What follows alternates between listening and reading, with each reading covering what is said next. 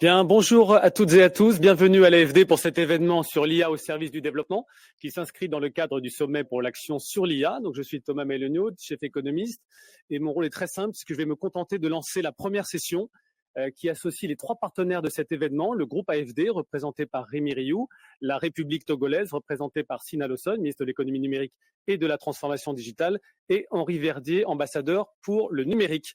Voilà, nous allons être ensemble pour 2h30 sur une session qui va permettre de présenter la stratégie de différentes institutions et pays. Également, vous pourrez assister à différents pitchs, des présentations de solutions concrètes utilisant l'IA pour le développement. Et enfin, plusieurs ministres de gouvernements africains participeront à des panels dans la dernière session de cette édition. Voilà, sans plus tarder, je passe la parole à Rémi Rioux, directeur général de l'AFD.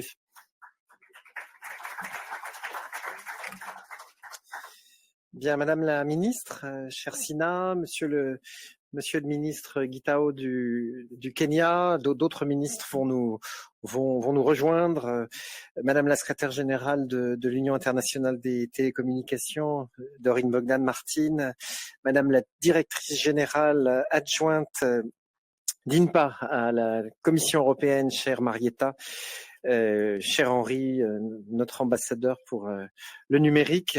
Je salue aussi Monsieur Lassina Koné qui va nous rejoindre, qui est le directeur général de Smart Africa, qui, je crois, tiendra sa réunion très importante dans nos murs ici à l'issue de notre échange.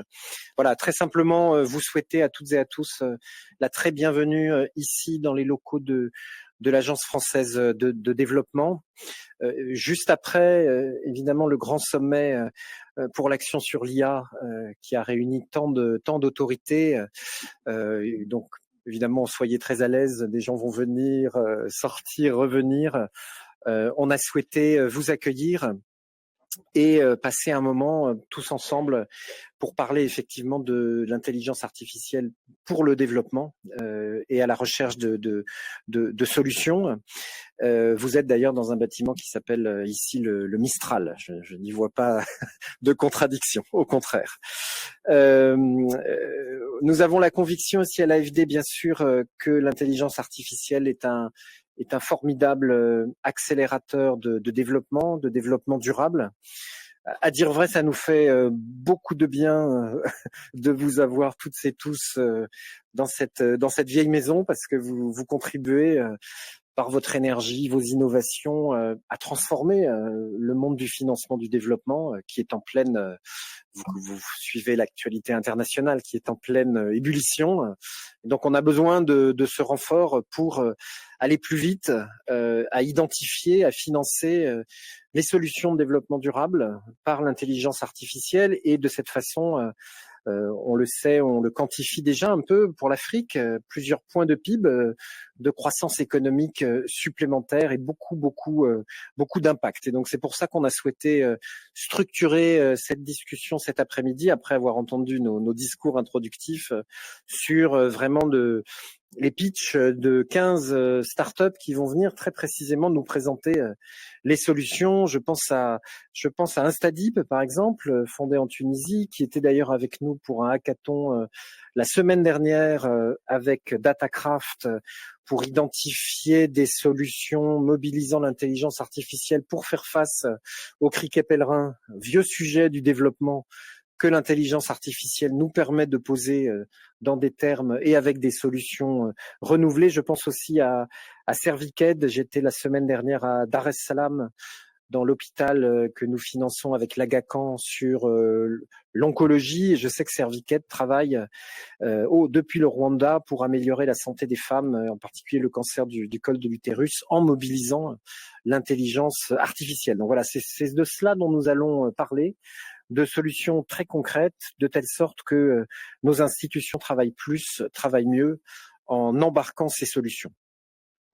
Bien sûr, dans un cadre de gouvernance à l'échelle mondiale, mais aussi à l'échelle régionale. Et la secrétaire générale de l'UIT, bien sûr, nous parlera aussi des conditions pour lesquelles ces technologies, dans lesquelles ces technologies pourront se déployer.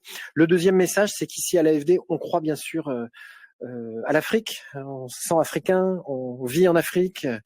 On est une agence africaine par bien sûr beaucoup d'aspects, et donc on a voulu mettre dans le débat un indice du potentiel d'investissement dans l'IA en Afrique.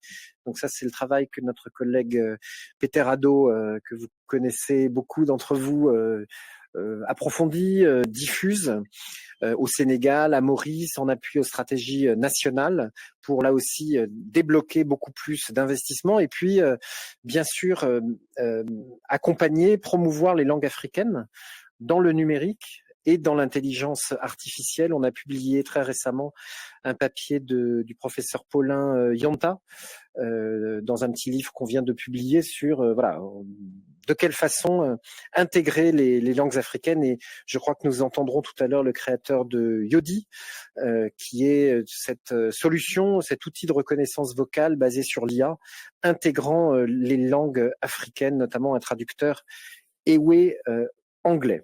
Là aussi, toute la disponibilité du groupe AFD par ses filiales Proparco, Digital Africa, notre fonds d'innovation pour le développement aussi, pour accompagner toutes ces solutions pour l'Afrique, en Afrique, mais à vocation bien sûr globale, qui sont en train d'émerger et les amener probablement à cette fondation pour l'intelligence artificielle qui a été annoncée par le président de la République Emmanuel Macron ce matin et qui va chercher évidemment beaucoup de projets à financer. Je termine en disant qu'on est bien sur un sujet d'investissement. Et que toutes les banques publiques de développement dont fait partie l'AFD se tournent vers l'IA et vont chercher à investir. C'est le cas, chère Marietta, depuis l'Europe. Donc avec la Commission européenne, avec la BEI, avec la KfW allemande, avec la Cassa Depositi italienne, tout ce qu'on appelle l'équipe Europe est à votre écoute pour mobiliser des financements. Et puis c'est le cas à l'échelle globale. Juste vous informer que nous réunirons au Cap, en même temps que la première réunion des ministres des Finances du G20 et des gouverneurs de banques centrales, toutes les banques publiques de développement du monde. C'est cette initiative qui s'appelle FIX, Finances en commun. Et nous avons, c'est Peter d'ailleurs qui l'animera, on aura une session dédiée dans ce sommet du 26 au 28 février prochain sur comment les banques publiques, avec le privé, bien sûr, avec tous les partenaires qu'elles contribuent à mobiliser, peuvent prêter plus d'attention, mobiliser, accompagner les solutions nées de l'intelligence artificielle. Voilà, donc pour toutes ces raisons, vous nous faites du bien, on croit en l'Afrique et aux innovations africaines et on va tous se mobiliser, nous les banques publiques. On est très très heureux de vous accueillir et de participer à cette discussion. Merci à toutes et à tous. Je passe la parole à Henri.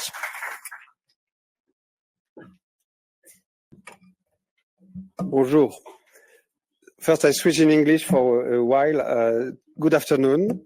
Just to mention that we have a great traduction, so we'll speak in both languages, French and English. So don't hesitate to take the headers if needed. And later, the debate will be mostly in English, I feel. But now I come back to French. Sorry, Minister. Pour vous dire bienvenue à mon tour. Rémi a tout dit, donc je vais être très bref. Je voulais juste partager 3 informations supplémentaires. Bon, la première, tu l'as dit, nous concluons ici cet après-midi le sommet pour l'action sur l'intelligence artificielle qui vient de se tenir. 2 jours de débat scientifique, un week-end culturel, un sommet avec des chefs d'État, etc. Important. Donc je ne prends pas le temps de redire à quel point l'intelligence artificielle peut changer nos vies d'une manière radicale et le fera si on s'en préoccupe. Et à quel point rien n'est écrit non plus. On est nombreux à se souvenir qu'il y a 15 ans, on pensait que les organismes génétiquement modifiés permettraient de faire pousser des plantes dans le désert et de mettre des vaccins dans des fruits. Personne n'a essayé de le faire, donc ça n'existe pas. Donc ça peut être pareil avec l'intelligence artificielle. Et je crois que ce qu'a essayé de faire la France et qui a réussi, c'est premièrement faire le sommet le plus inclusif possible. Donc de nombreuses délégations africaines nous ont fait l'honneur et le plaisir de venir participer à ce sommet et débattre. On a aussi ouvert à la société civile, aux entreprises, mais pas seulement celles qui font de la technologie. On a aussi ouvert à la recherche, Et on a ouvert le débat parce que vous serez tous d'accord que beaucoup de débats ont lieu sur l'intelligence artificielle, mais que c'est la plupart du temps sur les risques, est-ce qu'on va tous mourir, sur l'éthique, sur la gouvernance, mais qu'on n'a pas beaucoup parlé. Rémi a commencé à le dire, pas assez parlé de la nécessité que toutes les langues du monde aient leur modèle linguistique sous forme d'intelligence artificielle, du fait que si le marché se concentre sur 2 ou 3 entreprises, on va tous perdre, parce qu'elles prendront le contrôle des chaînes de valeur, du fait que le coût environnemental de ces technologies doit commencer à être réfléchi, parce qu'on ne peut pas consommer plus qu'une ville entière chaque fois qu'on a envie d'un nouveau data center, et qu'il faut chercher maintenant des approches frugales, intelligentes, mutualisées. Donc là, on a ouvert ce cadre, et c'était bien. Et il y a 2 mois, quand je préparais un petit peu le sommet, la ministre Sina Lawson m'a dit « C'est bien joli tout ça, mais vous ne répondez jamais aux vraies questions que demande l'Afrique. » Et elle m'a un peu engueulé. J'ai résumé, Sina, en disant que vous l'avez pas dit comme ça, mais vous avez dit, parlons peut-être un peu moins des risques existentiels et un peu plus des besoins existentiels. Parce qu'avec l'IA, il y a un potentiel, même si on gagne 20% de productivité dans l'agriculture, même si on va un peu plus vite dans l'accès à l'eau potable, même si on améliore un peu les systèmes éducatifs, si on trouve des pédagogies pour des gens qui ne savent pas encore lire, il y a un énorme chantier d'innovation, mais il faut s'assurer qu'il voit le jour, que l'Afrique y accède quand même en souveraineté aussi, parce que si on vous dit prenez mes solutions, elles marchent très bien, il n'y a qu'à signer le contrat, vous allez voir, ça va bien se passer. C'est peut-être des solutions aujourd'hui, mais c'est des problèmes demain. Et vous m'avez dit, mais il nous faut un autre genre de débat. Alors on s'est dit, faisons-le ensemble. Et donc j'ai presque fini ce que je voulais vous dire, mais je voulais vous dire merci Sina. Je voulais dire merci à tous ceux qui ont dit chiche. Donc il y a eu l'équipe et le cabinet de la ministre Lawson, l'AFD qui a dit d'accord, venez chez nous, on organise, on invite, on reçoit. Expertise France qui a dit pareil.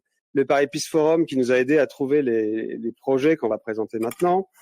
Les intervenants, les ministres, la Commission européenne, Madame la secrétaire générale qui, parfois jusqu'à très récemment, ont changé leur agenda pour se joindre à nous.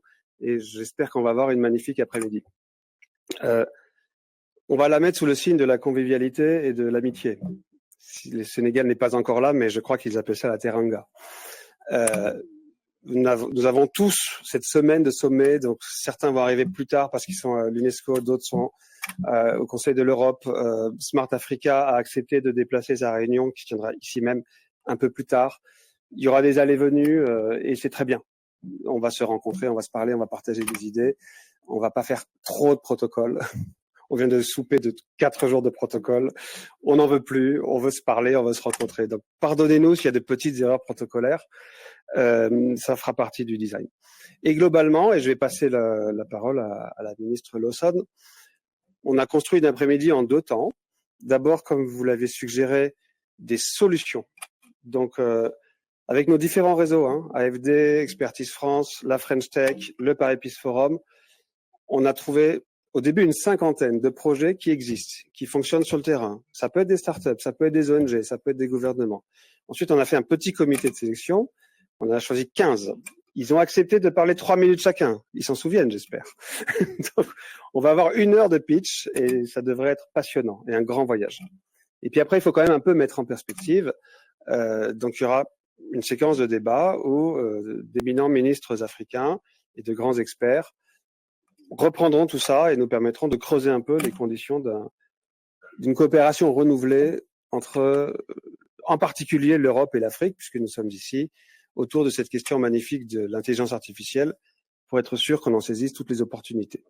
Voilà. Alors, Madame la ministre Lawson, Sina, je vous laisse lancer les travaux.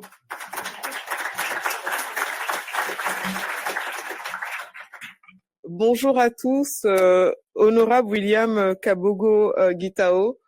Nous sommes en attente d'autres ministres.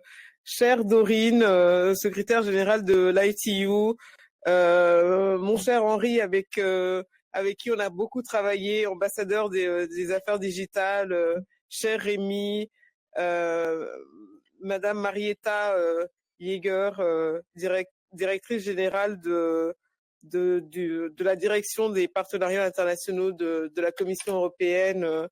Chers tous, en fait, j'ai promis à Henri que je n'allais pas parler longtemps, mais je voulais vraiment le remercier parce que c'est vrai, il y a ce grand sommet sur l'intelligence artificielle et nous voulions faire quelque chose qui soit extrêmement pertinent pour nous, très concret, où on rencontrait, parce que une des choses dont nous avons parlé, c'est que en Afrique, nous sommes friands des technologies parce que nous sommes un continent jeune et que les jeunes aiment la technologie. Et donc, c'était important de se réunir et de pouvoir voir qu'on pouvait faire ensemble et notamment d'avoir des solutions concrètes. On dit, et l'approche de l'Union africaine en matière d'intelligence artificielle, c'est de dire la chose suivante de façon très concrète. Nous n'avons pas inventé l'intelligence artificielle, mais nous voulons bénéficier de cet outil. Et donc, en fait, l'objet de la réunion d'aujourd'hui, c'était de rencontrer, de prendre connaissance de beaucoup d'initiatives et de projets qui marchaient et de voir comment nous pouvions créer un partenariat qui soit bénéfique. Et donc, 3 choses sont importantes pour nous au Togo, en tout cas dans notre approche sur notre stratégie d'intelligence artificielle. La première, c'est les usages. Et nous avons 3 domaines prioritaires, la santé, l'éducation et puis l'agriculture, dans laquelle nous voulons développer l'intelligence artificielle, sachant que durant la crise Covid, nous avons pu utiliser l'intelligence artificielle pour prioriser les bénéficiaires pour les programmes d'aide sociaux. Donc, notre première approche, c'est vraiment bénéficier de cet outil. La seconde, c'est que, vous le savez bien, sur le continent africain, il y a encore beaucoup à faire, notamment en termes de connectivité, en termes de formation des talents, en termes de financement d'infrastructures telles que les data centers, l'électricité, etc. Et ça, c'est une action qu'on mène en même temps que nous voulons tirer profit de l'intelligence artificielle. Et le troisième élément, c'est que comme nous avons une urgence pour agir, il faut agir comme disent les Américains pour hier, il faut qu'on le fasse à travers des partenariats, que ce soit des partenariats avec le secteur privé, avec des universités françaises, américaines, enfin partout dans le monde, et puis des ONG. Donc nous avons des exemples et j'aurai peut-être l'occasion d'en parler plus tard dans l'après-midi, mais un certain nombre d'exemples de partenariats, que ce soit avec donc des universités pour créer à l'intérieur du ministère un data lab qui sert d'expertise de data scientist pour le gouvernement, mais aussi des partenariats publics-privés. Nous avons une joint venture avec une société polonaise pour dans le domaine de la cybersécurité, etc., etc. Donc,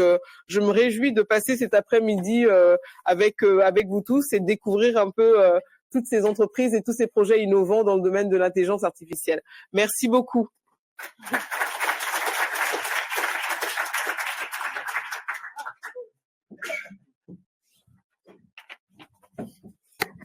Merci beaucoup, Madame le Ministre, cher Henri. Alors, tout ou presque a été dit, du coup, sur ce premier segment.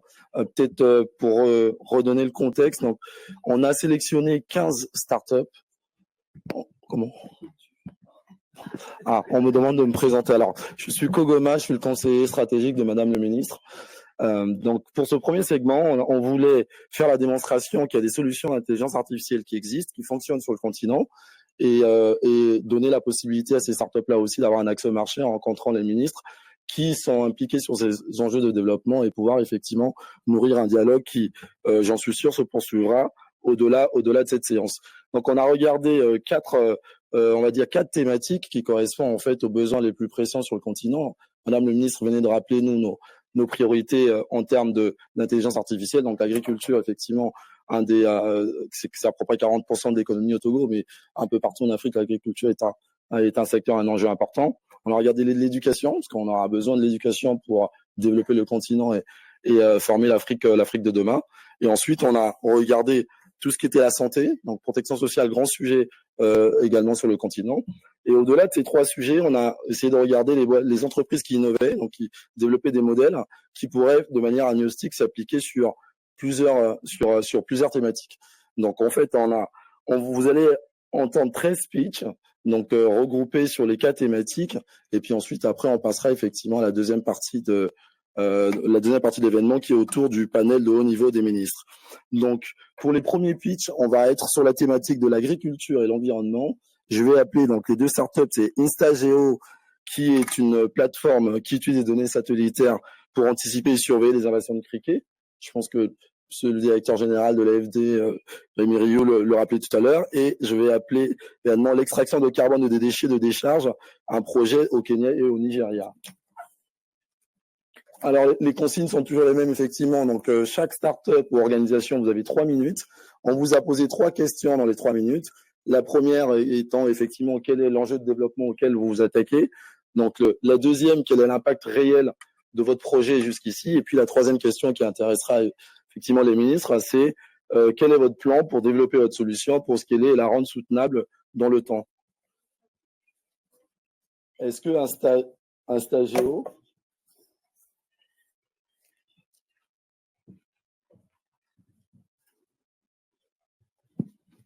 Good morning, everyone. It's a pleasure to be here to talk about what we build. So I'd like you all to imagine a farmer somewhere in Kenya that has planted maize and looking forward to harvesting in the next 2 months.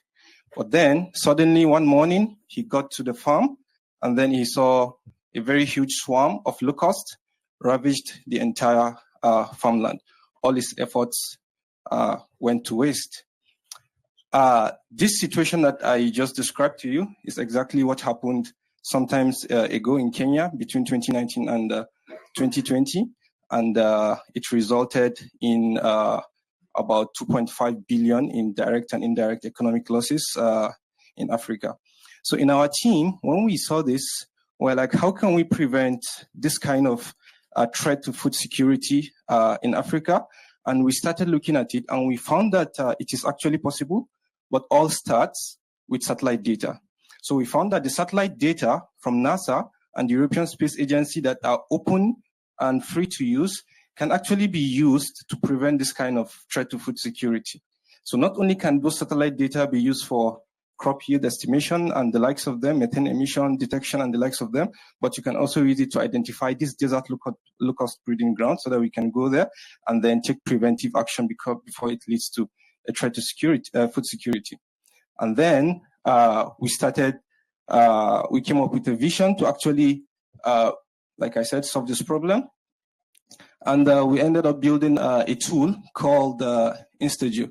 So earlier on, you will find that a lot of tools that are available to work with this data, some of them that are openly available and free to use, they have some limitations. And we came up with this vision of how can we democratize access to this satellite data so that people can take it and get insights out of it. And this tool called Instageo has 3 components. So you have the data component for pulling data from the satellite, processing it. You have the model component for training your model, and then you have the apps component for deploying your model. And like I said, this tool is actually very useful for this kind of use cases. And it's not just a tool, it's an ecosystem that is there to empower everyone, whether you are a policymaker, whether a government agency or a public institution with a challenge to solve. You can actually use this tool, and we invite you all to join us on this mission to democratize the use of free and open source satellite data for public good. And I believe with this, we can all attain a sustainable and inclusive future. Thank you.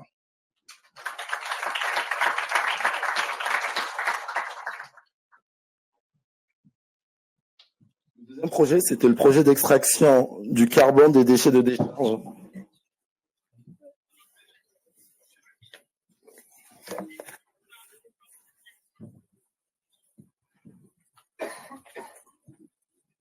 Good afternoon, everyone. Picture this. Picture 30 acres of land full of garbage or landfill or waste. And feature in this landfill, some places could be 8 meters high. What do you do with this material? That is what we have. in some of our cities, we are being weighed down with the weight of landfill.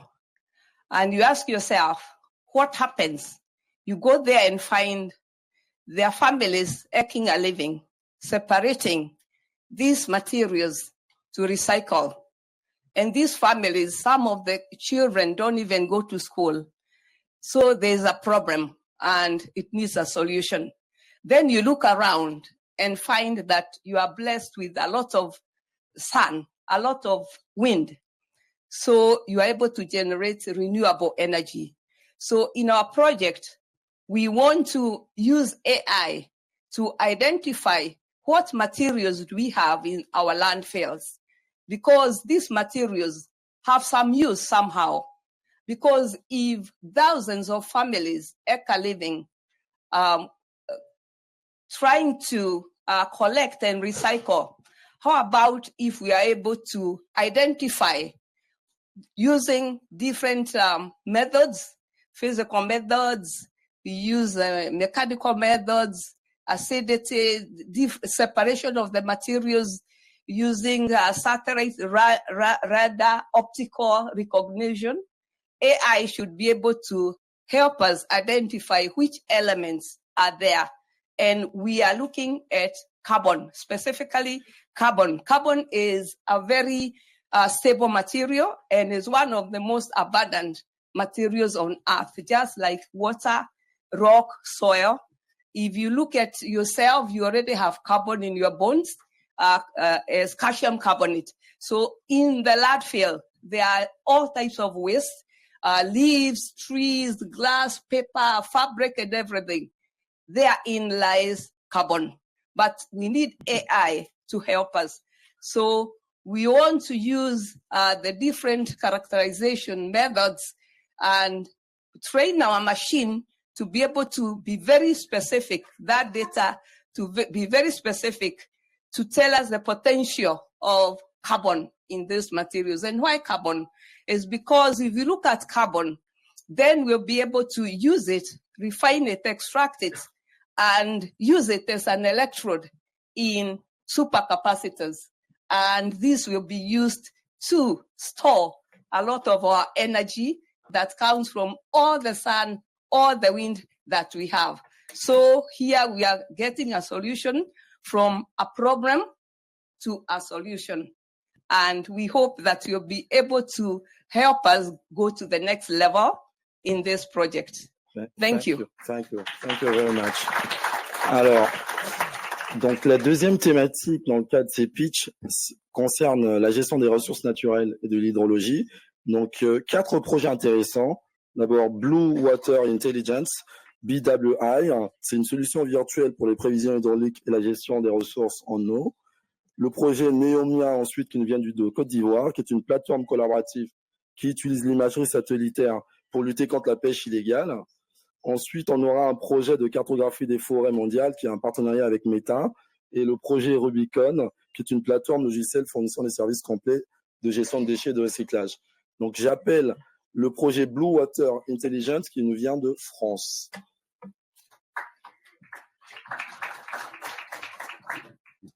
Bonjour et bienvenue. Merci. Alors nous, ce que nous faisons, c'est que nous fournissons de la donnée dans le domaine de l'hydrologie continentale. Et à quoi nous sert en fait l'intelligence artificielle, puisque c'est la question qui est posée. Elle nous sert en fait à entraîner et accélérer l'apprentissage pour des modèles scientifiques hydrologiques. Donc concrètement, ce que nous faisons, c'est qu'on digitalise des bassins versants. Donc on crée, si vous voulez, un espèce de jumeau numérique. Et concrètement, ce qu'on fait, c'est qu'on fournit en fait ce qu'on appelle des stations virtuelles. C'est comme des stations physiques de mesure, sauf que ce sont des objets digitaux. Et ces objets, en fait, ils sont capables de fournir alors de la donnée historique jusqu'à 30 ans en arrière, ce qui permet de rejouer en fait tout le jeu des données quand il n'y a pas eu de mesures physiques. Je fais bref. Et ils permettent également de fournir de la donnée prédictive, c'est-à-dire des débits, des hauteurs d'eau, jusqu'à actuellement avec un niveau de confiance qui est bon, jusqu'à 10 jours. Alors concrètement, ça sert à quoi? Madame la ministre, vous avez parlé de l'agriculture, c'est très utilisé puisque un gros 60% des prélèvements de l'eau continentale sert à l'agriculture, en particulier l'irrigation. Donc c'est un sujet qui est clé. Ça sert effectivement à disons assurer un accès équitable aux différents préleveurs, l'agriculture, l'industrie, l'eau potable, et ça sert également à gérer les effets des changements climatiques extrêmes, type sécheresse et inondation. En particulier inondation, de mettre à disposition des autorités publiques des systèmes d'alerte précoce pour pouvoir gagner 24, 36, 48 heures sur effectivement les préavis pour que la population subisse des effets moins importants. Voilà, donc à la question concrètement, qu'est-ce qu'on fait? Alors je vais vous donner 2 exemples pour illustrer. Il y en a un qui n'est pas en Afrique, c'est au Népal. Ce qu'on est en train de faire, on travaille avec la compagnie nationale d'électricité, donc là c'est plutôt du privé. Le Népal veut en fait valoriser son potentiel de production d'énergie hydroélectrique, donc décarbonée, verte. C'est le massif de l'Himalaya et là, et donc en gros passer de 2 gigawatts à 45 gigawatts, ce qui est énorme, hein. La France c'est à peu près 24 gigawatts, donc c'est énorme. Et ils souhaitent effectivement pour pouvoir correctement construire les ouvrages, pour pouvoir obtenir aussi les fonds auprès des bailleurs de fonds, voire digitaliser tout ça. Donc ça c'est ce qu'on fait. Ce que je veux signaler, c'est qu'on le fait avec des universités locales, on le fait avec des partenaires locaux. Donc moi, je crois que la coopération, ça passe aussi par ça. Évidemment, faire monter, participer à la montée, à la prise en main en fait par le pays de tous les parties prenantes. Et puis il y en a un qui est en Afrique, au Sénégal, où là on s'occupe de souveraineté alimentaire. Donc avec la société, la SAED, qui est en fait en charge la gestion du fleuve Sénégal. Et là, on parle effectivement d'agriculture, hein, d'arriver à mieux optimiser l'utilisation de l'eau, puisque bon, vous savez, c'est non seulement c'est des prélèvements importants, mais du fait du réchauffement climatique, on va passer probablement de 5 à 10 ou 15. Oui, c'est bon, j'ai fini. Voilà. Donc j'ai fini. Merci beaucoup. Merci beaucoup. Je vais prendre le projet Néomia de Côte d'Ivoire. Est-ce que Néomia est là? Et juste après, ça sera le Mapping the World Forest. Vous pouvez également avancer. Et je rappelle qu'effectivement, c'est 3 minutes et vous avez un minuteur en face. Et 3 questions à répondre. À quel défi votre projet s'adresse? Quel est l'impact réel que vous avez eu? Et quels sont vos projets, vos plans pour le rendre soutenable dans le temps? Néomia? Bonjour à tous, chers honorables, chers invités. Donc, je suis Moussa Traoré, je représente la société Analytics International. Donc, nous sommes basés en Côte d'Ivoire. Le projet que je vais vous présenter aujourd'hui s'appelle Néomia. Donc, c'est une plateforme collaborative qui utilise l'IA et de l'imagerie satellitaire pour pouvoir répondre à des enjeux de développement durable. Donc, spécifiquement, on s'adresse principalement à la lutte contre la pêche illégale. Il faut savoir que aujourd'hui, on estime à peu près à 10 milliards dollars l'impact lié à la pêche illégale en Afrique, et sans compter l'impact néfaste sur la protection liée à l'écosystème marin. Donc c'est une problématique assez importante. Donc Néomia utilise l'IA pour pouvoir on a réussi à développer un modèle comportemental pour identifier les navires en haute mer. Donc ce modèle de comportement là va permettre en fait de pouvoir détecter lorsqu'un navire a un comportement jugé anormal, lorsqu'il s'écarte un peu de cette baseline, pour qu'on soit capable avec l'IA de se dire tiens, il se pourrait qu'il y ait une probabilité d'action illégale. Donc ce sont des comportements qui peuvent être par exemple liés à la désactivation de l'AIS. Ça peut être lié aussi par exemple à une durée en mer beaucoup trop importante. Ça peut être aussi lié à des croisements, parce qu'on est capable aussi de détecter différents bateaux et de voir, par exemple, si un bateau a rencontré un autre bateau cargo. Donc, ce qui pourrait présupposer qu'il y a eu un échange de marchandises. Voilà. Donc, Neoma ne se limite pas que à détecter en fait une occurrence. On va un peu plus loin, c'est qu'on va essayer de comprendre le comportement depuis le moment où le bateau a commis l'action, où est-ce que le cargo est allé décharger, pour qu'on ait une vision complète liée à tout l'ensemble de ce circuit lié à la pêche illégale. Et une fois qu'on a tous ces éléments, on va les remonter ensuite aux différentes autorités compétentes pour qu'ils puissent agir. Donc aujourd'hui, comme premier résultat, on a réussi à détecter quelques occurrences liées à la pêche illégale dans le golfe de Guinée, qu'on a transmis aux autorités ivoiriennes. Donc l'objectif ici, c'est de pouvoir bien sûr mettre à disposition cette technologie-là à l'ensemble des différents pays. Et voilà. Donc pour finir, notre stratégie aujourd'hui, elle est de pouvoir scaler, réaliser plusieurs partenariats stratégiques. Merci beaucoup. Merci beaucoup.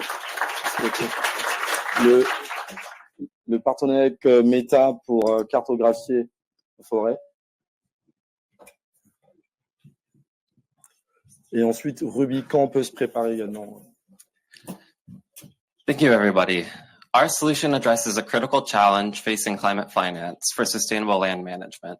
We know that the lack of timely monitoring data slows climate finance distribution and increases the perceived risk of conservation and restoration as trustworthy climate solutions. My organization has been working with more than 240 different organizations and enterprises in Africa across 24 countries to restore degraded farmland across the continent. And something that we know is that traditional field inventories and field surveys is too cost expensive, takes too much time, and is logistically challenging in a lot of rural environments. Our question is, can we track conservation and restoration at very large scales and very quickly? Our solution is that we have generated 3D detailed maps of every single tree on the planet's surface at a 1-meter resolution using artificial intelligence. We have developed an automated and scalable approach that limits the need to do field surveys for climate finance projects. And we are using open source deep learning approaches to develop state-of-the-art monitoring approaches for climate finance. The impact of this has been huge. We are enabling spatial land use planning at a local scale and at a national scale across the continent and across the world. And we are demonstrating the impact of small-scale climate finance at a really, really large scale. So we are able to bring financing from large development banks, from philanthropies, and bring them down all the way to the individual farmer and really quickly demonstrate the impact of that climate finance back to the donor. This is building trust and bringing climate finance down to individual landowners. The research that we do is open source. It's released under a very permissive license, and we're already seeing a number of different actors taking this data to provide additional solutions for climate change. We invite you to collaborate with us to bring AI to increasing the amount of climate finance that can flow to small-scale activities within the African continent, and to ensure that land stewards across the continent have access to state-of-the-art artificial intelligence when they are doing their land use planning and when they're solving climate change. Thank you so much. Thank you. Thank you. Thank you. So the last project for this first one is Rubicon technology. Rubicon? Yep. Okay. It's hydrogenic, yeah. Go ahead. Absolutely. You're right. Hello, everyone. My name is Alexandre Boissier, and I'm the co-founder and the CEO of Rubicon. So we have built an AI that is capable of discovering new energy resources that could supply people almost anywhere on the planet. This new energy resource is natural hydrogen, which is a hydrogen gas that is naturally occurring in the subsurface. And this new resource is an absolute game changer. First, it's massive. In energy terms, we're talking about 50 times all the oil ever extracted since 1950, 50 times. It is cheap. It is cheaper to produce than any other form of hydrogen. It is everywhere. We scanned Africa and we have identified more than 150 clusters spread across the continent. And it is clean, of course. It's similar in terms of carbon footprint than green hydrogen. And it can be produced with our current technology in mining and oil and gas. So we just have to find it. And this is the challenge, because natural hydrogen is very, very hard to find. And so we built an AI that can actually do it. It uses satellite data, deep learning models, and advanced engineering to scan the Earth and identify all the locations of hydrogen seeps and natural emissions at the surface. And this is the fastest way to get to subsurface accumulations. In less than 3 months in France, we have achieved a 70% success rate, and we have identified 4 underground accumulations of hydrogen. So our goal is simple. We want to go as fast as possible and find as much as possible. And for that, we want to be the partner of choice for end-to-end exploration. And we can accompany you from early resource assessment to showcase the potential of that resource in your country, to attract capital, to attract explorers, all the way to being an equity and operating partner in exploration JVs. Thank you very much. Thank you. Alors, donc la prochaine thématique, c'est la santé et biotechnologie. 2 startups. Une qui vient du Ghana, c'est K4K Condition Using AI, qui fait du diagnostic et du traitement de maladies rares à base d'intelligence artificielle. Et un deuxième projet qui est Cervic Aid, qui vient des États-Unis, qui est une analyse en temps réel des images pour pouvoir détecter et diagnostiquer les cancers du col de l'utérus. Donc, I'm gonna call for K4K Condition Using AI from Ghana. Can I have this one? Yeah, this one is working as well. Thank you. Good morning. About 18 months ago, I met a mother in Ghana who had given birth to about 5 children in a span of 5 years. And tragically, none of them has survived beyond 2 weeks. That is because the doctors had diagnosed her babies with neonatal sepsis, which happened to be the wrong case. Because the mother was suffering from a rare genetic disorder that prevented her from breastfeeding her own babies. And sadly, she didn't know, so she lost all the 4 babies. Now, I looked at this and then I said, is it a Ghanaian problem? Is it an African problem? Or is it a global problem? So in my research, I came across data that suggests that there are estimated 25 to 30 million individuals in Europe and America suffering from such conditions. And in Africa, we have close to about 2.9 million people suffering from such conditions. So partnering with some children hospitals in Ghana, because in our research, we realized that 80% of the time, it happens when the babies are very young. So we came across some hospitals that were willing to collaborate, and then we built models around data that they already had to analyze the genomic information of patients, of course, in an anonymized way, on 4 different levels that could help us identify the causative genes in their bodies or genomic structure that was causing the conditions that gave them that kind of illness.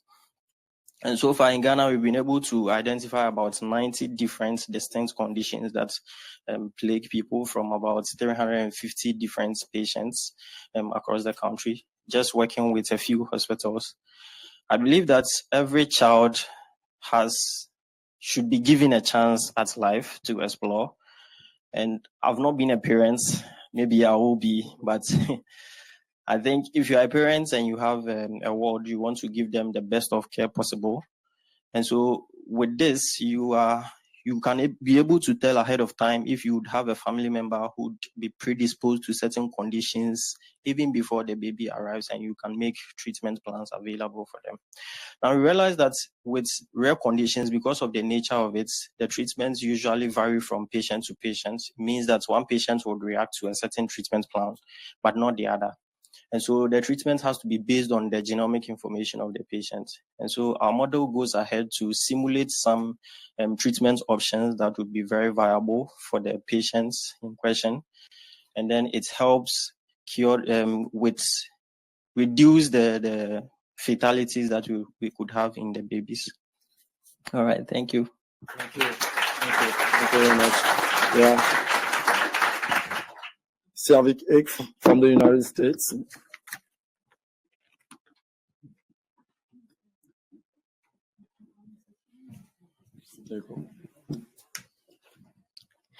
I want you to imagine a girl in sub-Saharan Africa who made it to a clinic too late.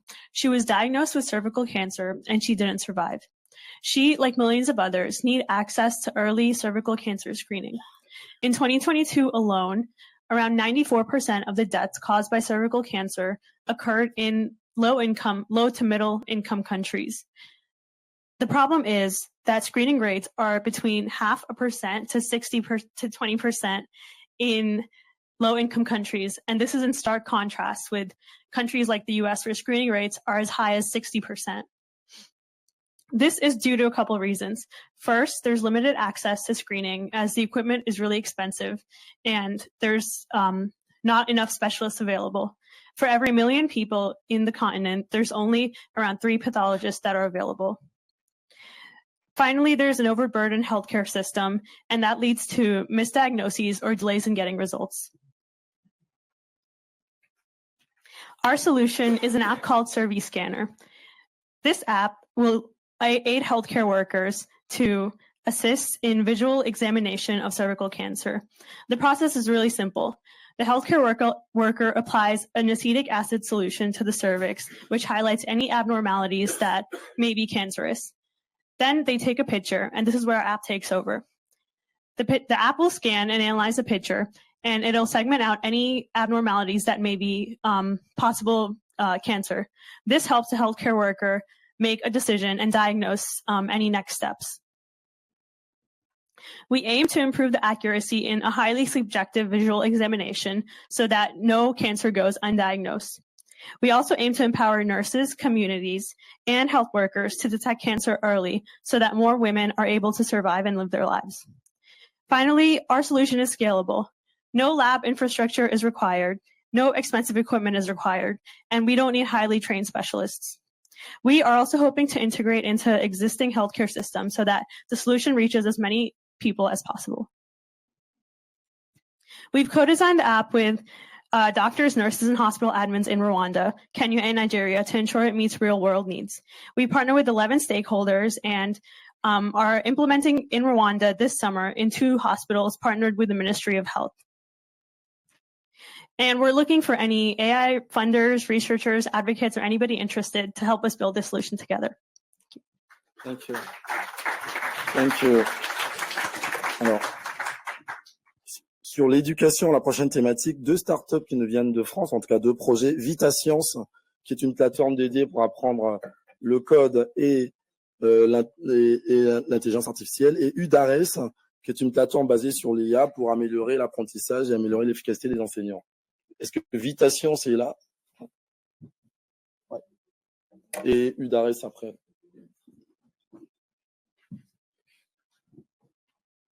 YouTube. Bonjour à tous et merci. Merci à l'accueil pour l'AFD, merci à Madame la Ministre de faire l'honneur d'être ici et merci aussi à l'ambassadeur pour le numérique de nous avoir invités. Donc on est 2 sociétés, il y a la société Robot et la société Vita Science que représente aujourd'hui, qu'on va représenter aujourd'hui. Tous les deux en fait on forme une solution pour enseigner la robotique et l'intelligence artificielle. Donc nous on est la partie mécanique, hardware. On développe un robot en fait qui a vocation à être dans les classes de la primaire jusqu'au lycée. Et aujourd'hui en fait ça permet d'initier vraiment très jeune au défi du numérique et d'aller jusqu'au niveau universitaire avec l'apprentissage de l'intelligence artificielle. Donc Vita Science c'est une plateforme gratuite qui est dédiée à l'enseignement du codage et de l'intelligence artificielle, pardon. Et qui est conçue pour être accessible à tous les enseignants et les élèves. Donc, elle offre un espace d'expérimentation interactif permettant en fait de comprendre comment les modèles d'IA fonctionnent et de manière intuitive.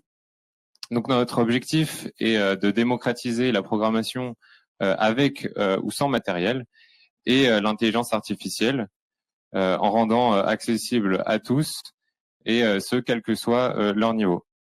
Donc l'éducation scientifique et technologique est un enjeu majeur dans de nombreux pays aujourd'hui et notre solution répond à deux problématiques.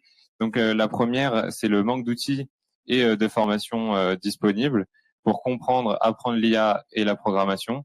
Et la seconde, c'est l'absence d'une approche concrète et engageante pour appliquer ces concepts dans la vie réelle. Donc grâce à VitaScience, les élèves apprennent l'IA et grâce à ILO Robot, ils peuvent l'expérimenter en conditions réelles grâce à des robots intelligents.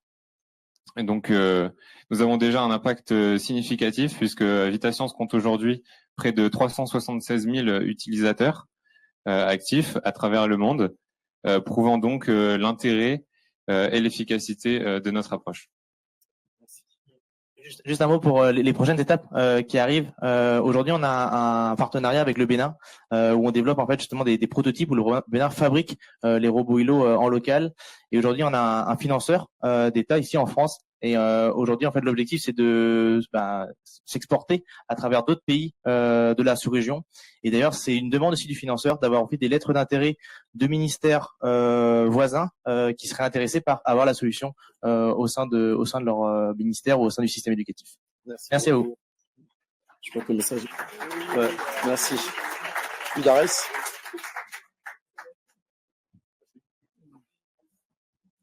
Hello, everyone.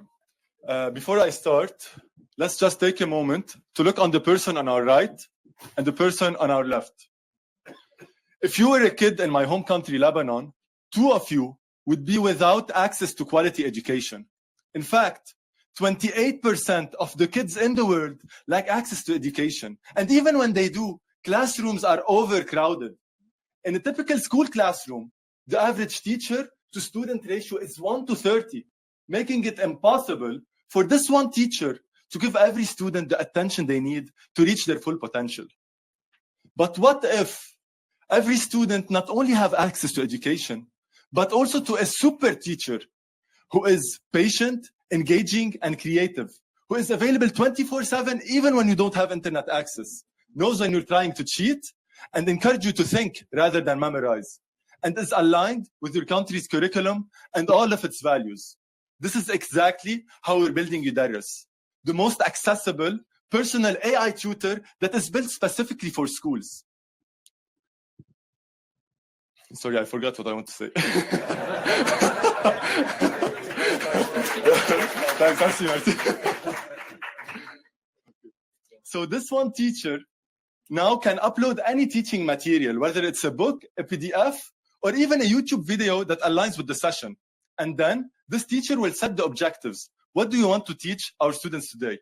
And send it to the students. Now, once the students go through the assignment, the AI will highlight and pinpoint the strengths and weakness of every student according to the objectives previously set by the teacher.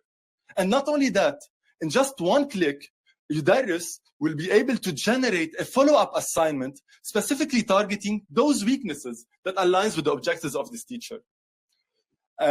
Now, finally, this one teacher has the tools to really personalize learning at scale and without adding to the workload. And the impact, I'm really proud to share that the students who are using Udaris have an advantage of 2 extra points compared to the students who are not using the platform. And even more importantly, 0 students are left behind compared to the usual 10% of students struggling in a classroom. Now, I also forgot. Yeah, so. What's your next step? Yeah. How do you plan to scale? Thank you so much. So far, we answered more than 35,000 questions accurately and saved a lot of time for teachers and money for the schools. And also, we are in partnership and talks with a lot of private and public institutions and even NGOs like LAL, who is a partner of Malala Foundation.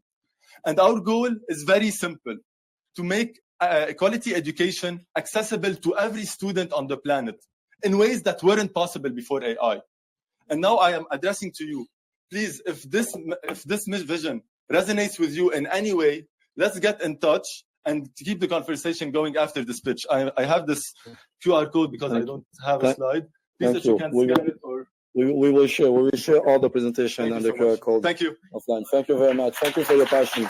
Thank you. Ok. Prochaine, donc, la dernière thématique qu'on vous propose, c'est effectivement de voir des solutions innovantes qui travaillent soit sur le développement de certains modèles qui peuvent être agnostiques à plusieurs secteurs. Donc, le premier projet, c'est le African Language Hub for AI. C'est un projet qui nous vient des États-Unis, qui est un fonds dédié au développement des technologies du traitement du langage naturel. Et le deuxième projet qu'on vous présentera, ce sera Yodi, qui est effectivement un projet de reconnaissance vocale. Donc, vous êtes le pro. Thank you. Merci. So I'm happy to represent Mazakhani today. Said US. We are legally registered in Nairobi, Kenya. We are African. So Mazakhani, which is a Zulu word, South African word, means we build together. The idea started like 7 years ago when two South African ladies started to think why South African languages are not represented or underrepresented in the digital world. And they started this community to create data for African languages. And data is the first pillar if you want to create AI-based solutions. So today, after 7 years, we are more than 2,500 members. We created more than 150 datasets. We focused on more than 20 African languages. We created large language models for African languages. We published more than 100 scientific papers in international conferences. And we organized like 10 international events.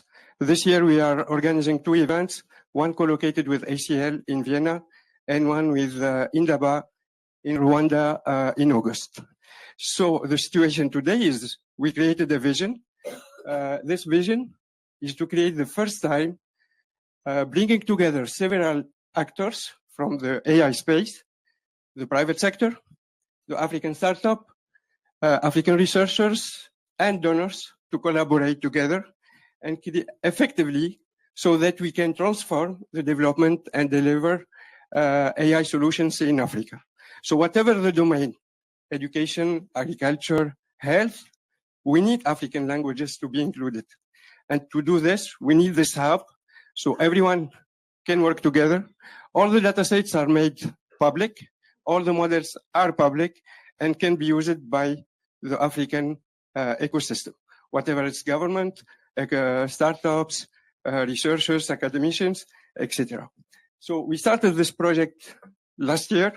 We did a big step on it. We have founders. We're still looking for other founders. And I was looking for statistics. Very few created datasets include French. I think the idea, I think the main reason is that founders are coming from English-speaking countries. But this project is still open for founders and members that can join this project. Thank you. Thank you very much. Thank you. Je vais appeler maintenant Umbaji qui développe le projet Yodi, qui est un outil de reconnaissance vocale basé sur l'intelligence artificielle et qui vient du Togo. Ok, merci beaucoup à vous. Donc bonsoir à tous et merci à la Fondation Massakane qui, je le rappelle, nous a mentorés parce que on est aussi en projet de recherche. Donc Nelson Mandela a dit que parler à quelqu'un dans sa langue, c'est directement parler à son cœur. Et en fait, ce n'est pas qu'une théorie. Il y a beaucoup de recherches scientifiques qui ont prouvé que lorsque des personnes apprennent dans leur langue maternelle, elles sont plus performantes. Aujourd'hui, on note au Togo, notamment, plus de 50% des personnes qui préfèrent parler, donc selon une autre recherche, qui préfèrent parler leur langue dans les activités de tous les jours. Donc Yodi, c'est un modèle de langue qu'on a créé nous-mêmes pour résoudre à cette problématique. On a commencé par la reconnaissance vocale, mais aujourd'hui c'est un système multimodal qui comprend également la synthèse vocale et qui vous permet donc d'interagir dans vos langues maternelles, l'EV premièrement, mais aujourd'hui on est sur 10 langues. Et donc je vais passer la parole à mon collègue qui va jouer par exemple un enfant qui a voilà.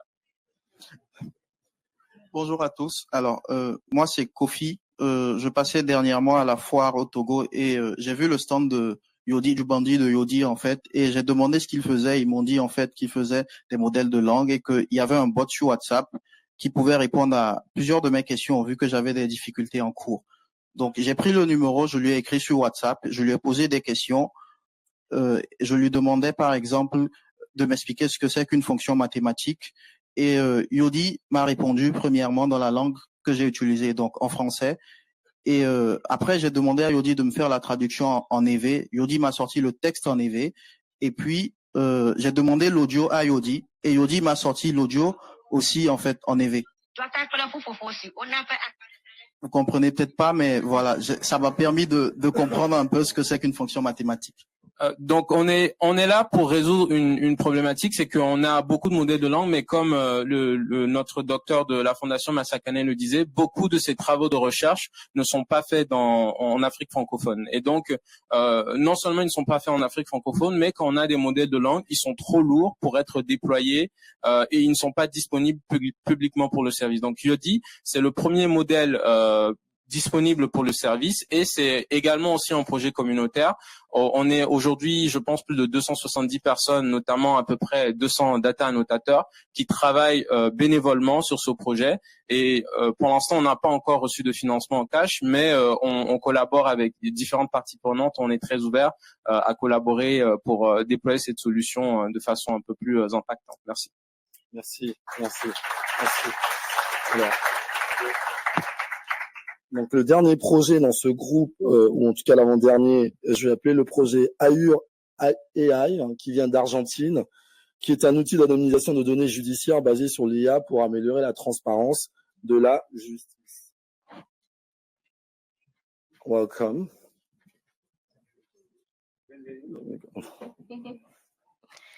Bon après-midi. Good afternoon. I'm Maylen Garcia, and I'm here to introduce iMurai, a pioneering responsible AI tool designed to enhance transparency and accessibility in gender-based violence cases. As most of you know, gender violence remains a systemic crisis. Judicial data is often fragmented, inaccessible, and not standardized. Courts and policymakers lack of a structured open data to inform trends, monitor their decisions, and improve legal processes. iMurai is an AI-powered tool that collects, anonymizes, and structures judicial data to make it interoperable and accessible while respecting privacy and institutional autonomy. Our main ally in this project is the Criminal Court number 10 of the city of Buenos Aires, who has opened a database with more than 3,000 court rulings on gender violence. And on 2024, this tool was expanded to the Criminal Court number 14 of the city of Buenos Aires and to the National Ministry of Public Defense. iMurai is built on AI ethical principles, digital sovereignty, and a commitment to justice over profits. What set this tool apart from other developments is that it runs locally on judicial servers, which ensures privacy, security, and compliance with local regulations. Also, iMurai is open source, and our repositories are available to a wider public on GitHub. It is important to emphasize that we at iMurai follow a non-commercial model. We neither sell nor access any data. Instead, we work with international development agencies, philanthropy, the government, and the private sector to fund the tool, then which provide for free to judicial institutions. We firmly believe AI should not replace humans, especially in sensitive matters such as criminal cases. Therefore, iMurai has only been coded to process data and not to interpret it. Our goal is ambitious but achievable, to expand it to 30 other institutions by this year And to do that, we are working with officers and judicial institutions in Argentina, Mexico, and Costa Rica. We believe justice system worldwide must be more transparent, accessible, and gender inclusive. Please join us to do that. Thank you. Merci beaucoup. Thank you. Thank you very much. Thank you. Alors, pour clôturer ce segment de pitch, on voulait effectivement inviter Mistral, qui je pense n'est effectivement plus à présenter, qui est une des belles boîtes françaises qui, en tout cas, concurrence les Américains dans le domaine de l'intelligence artificielle. Donc, on voulait donner une keynote, une forme de keynote de 5 minutes à Mistral pour que vous nous présentiez un petit peu vos produits et votre stratégie, et notamment, parce qu'on on est ici pour parler de partenariat et de collaboration aussi, ce que vous avez peut-être l'intention de faire avec le continent africain.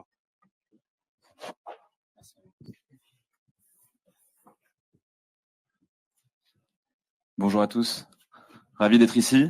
Le but était de pouvoir présenter un petit peu notre entreprise, notre projet, dans une période qui est quand même assez particulière pour nous et qui est une période je dirais, d'expansion, avec la sortie d'un très grand nombre de produits et d'excellentes nouvelles qu'on souhaitait vous présenter.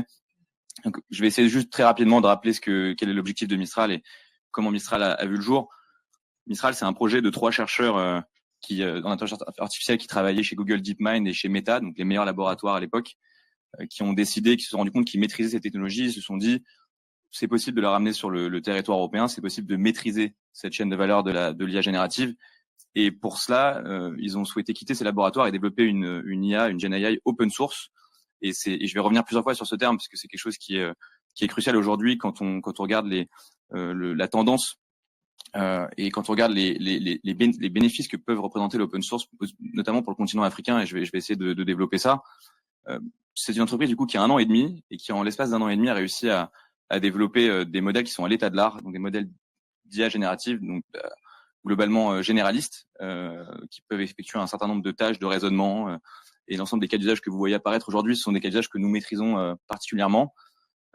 Aujourd'hui, on se situe dans la course avec les grandes entreprises américaines que vous connaissez, notamment Meta, OpenAI, Anthropic, Google et autres.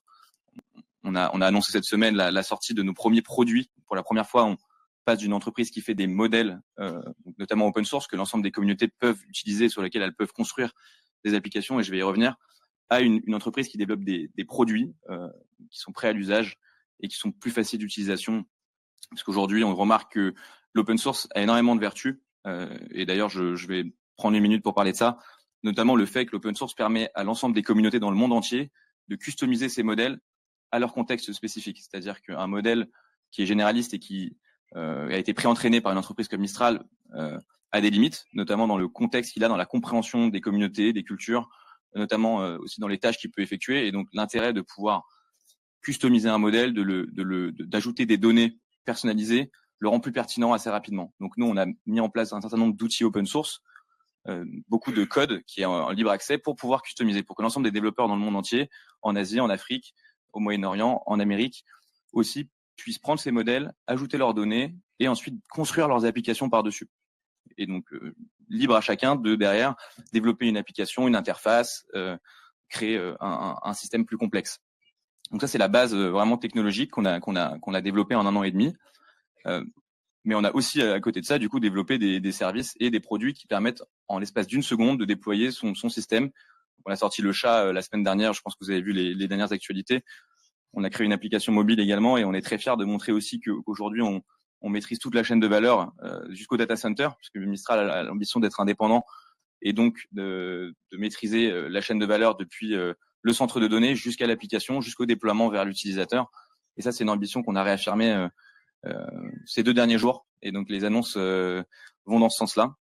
On est ravis, mais aujourd'hui, j'ai vraiment envie de consacrer le temps sur comment l'open source et comment l'IA générative personnalisée peut améliorer le développement et la transition numérique, notamment dans le continent africain, puisque on a remarqué assez rapidement que dans nos conversations avec les gouvernements, parce que moi, c'est notamment mon rôle chez Mistral depuis que je suis arrivé depuis la création de l'entreprise, les besoins de customisation sont immenses. L'univers des données de pré-entraînement d'un modèle est assez limité, puisque nous, on s'entraîne globalement sur tout ce qui est libre accès. Derrière, il y a un ensemble de langages qui n'est pas représenté.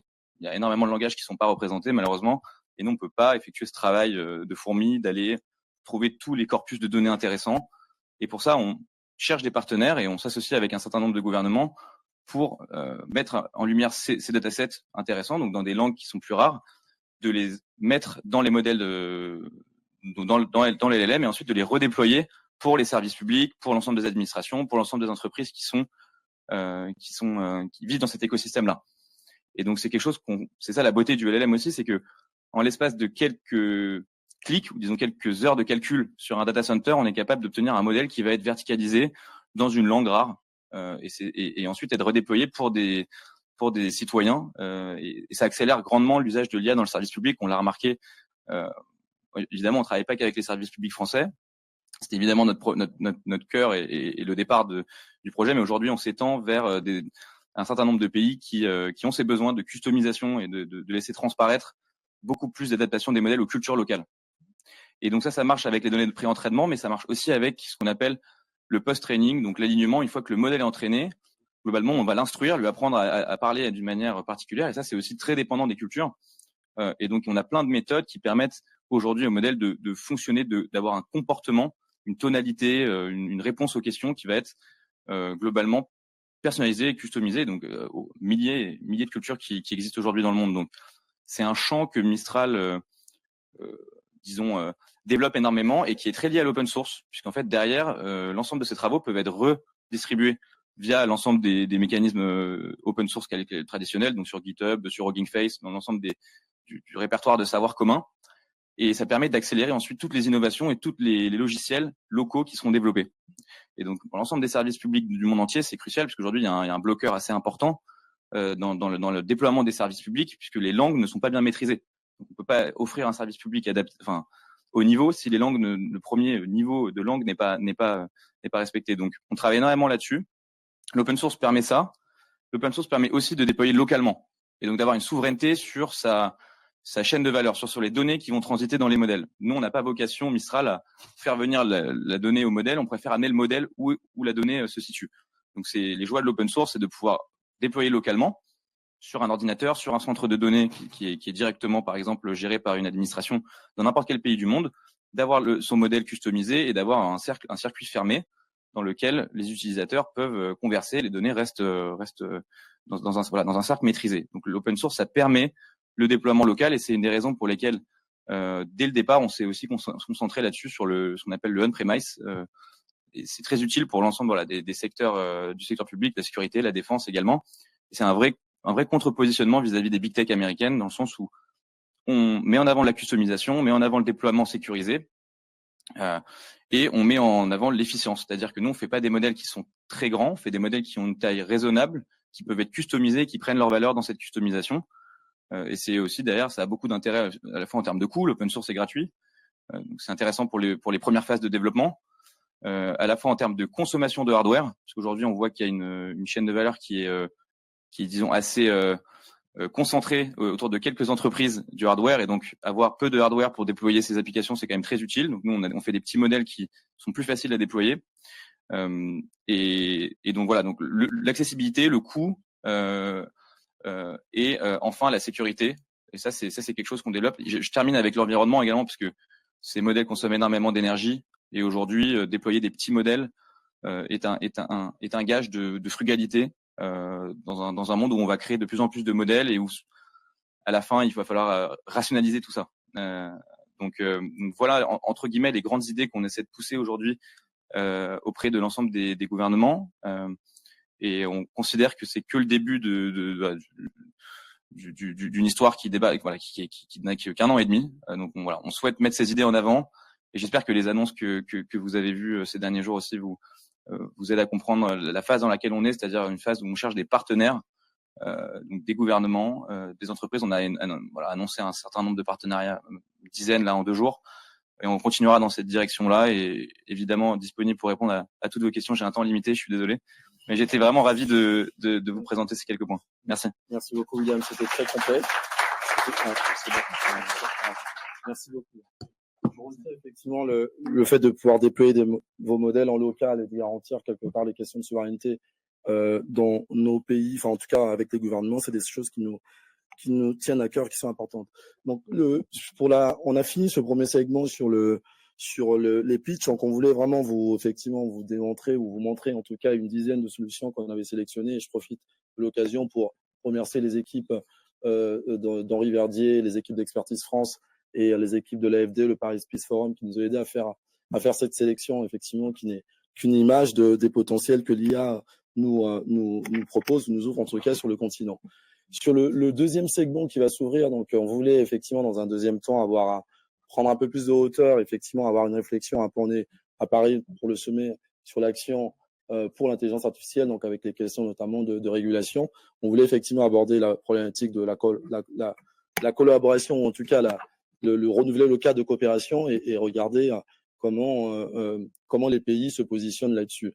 Et donc, par rapport à ça, il y a deux sujets effectivement pour lesquels on voudrait effectivement interroger un panel de haut niveau. Un premier sujet pour comprendre les bénéfices et surtout les fondations en matière d'intelligence artificielle pour que l'Afrique puisse en tirer profit. Puis un deuxième sujet qui touche effectivement plus au cas de coopération avec des questions de financement notamment, mais aussi des questions de développement de capacité et de gouvernance.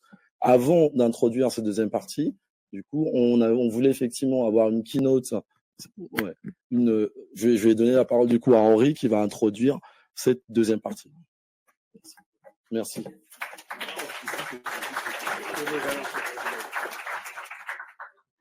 Je vais bientôt inviter Madame la Secrétaire Générale. Mais d'abord, on vient de voir une petite fenêtre sur le monde que nous voulons. Un monde où il y a une entreprise française qui fait un modèle aussi bon que les Américains, mais qui dit c'est de l'open source. Si vous voulez le déployer chez vous, vous pouvez.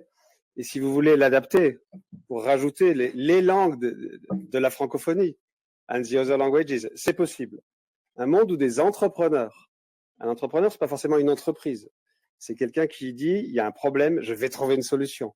Et ça peut être une entreprise, ça peut être un laboratoire de recherche, ça peut être des citoyens, mais des entrepreneurs trouvent des solutions et les déploient sur le terrain. Donc aujourd'hui, on avait une petite fenêtre, mais ça prouve que ce monde est possible. Et je crois que rien que pour ça, on devrait donner un dernier tour d'applaudissements pour tous nos speakers de tout à l'heure.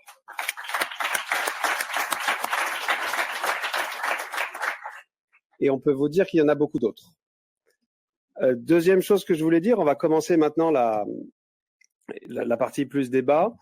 Monsieur le ministre Sall, j'ai dit avant votre arrivée que nous essaierions de trouver l'esprit de la teranga.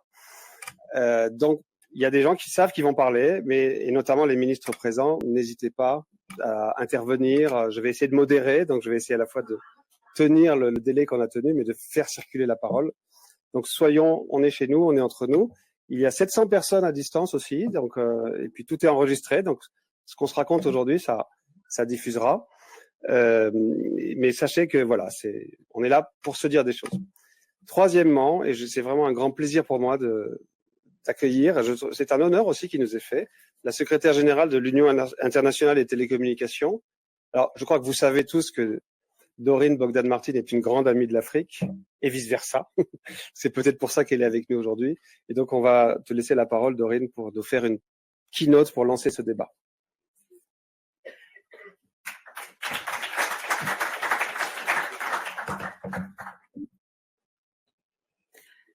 Merci beaucoup, Henri, Rémi, Madame la Ministre, Sina. Excellencies, ladies and gentlemen, I almost feel that I'm kind of at a loss for words because I was supposed to offer some reflections, but after hearing those amazing solutions, I feel like you've got this.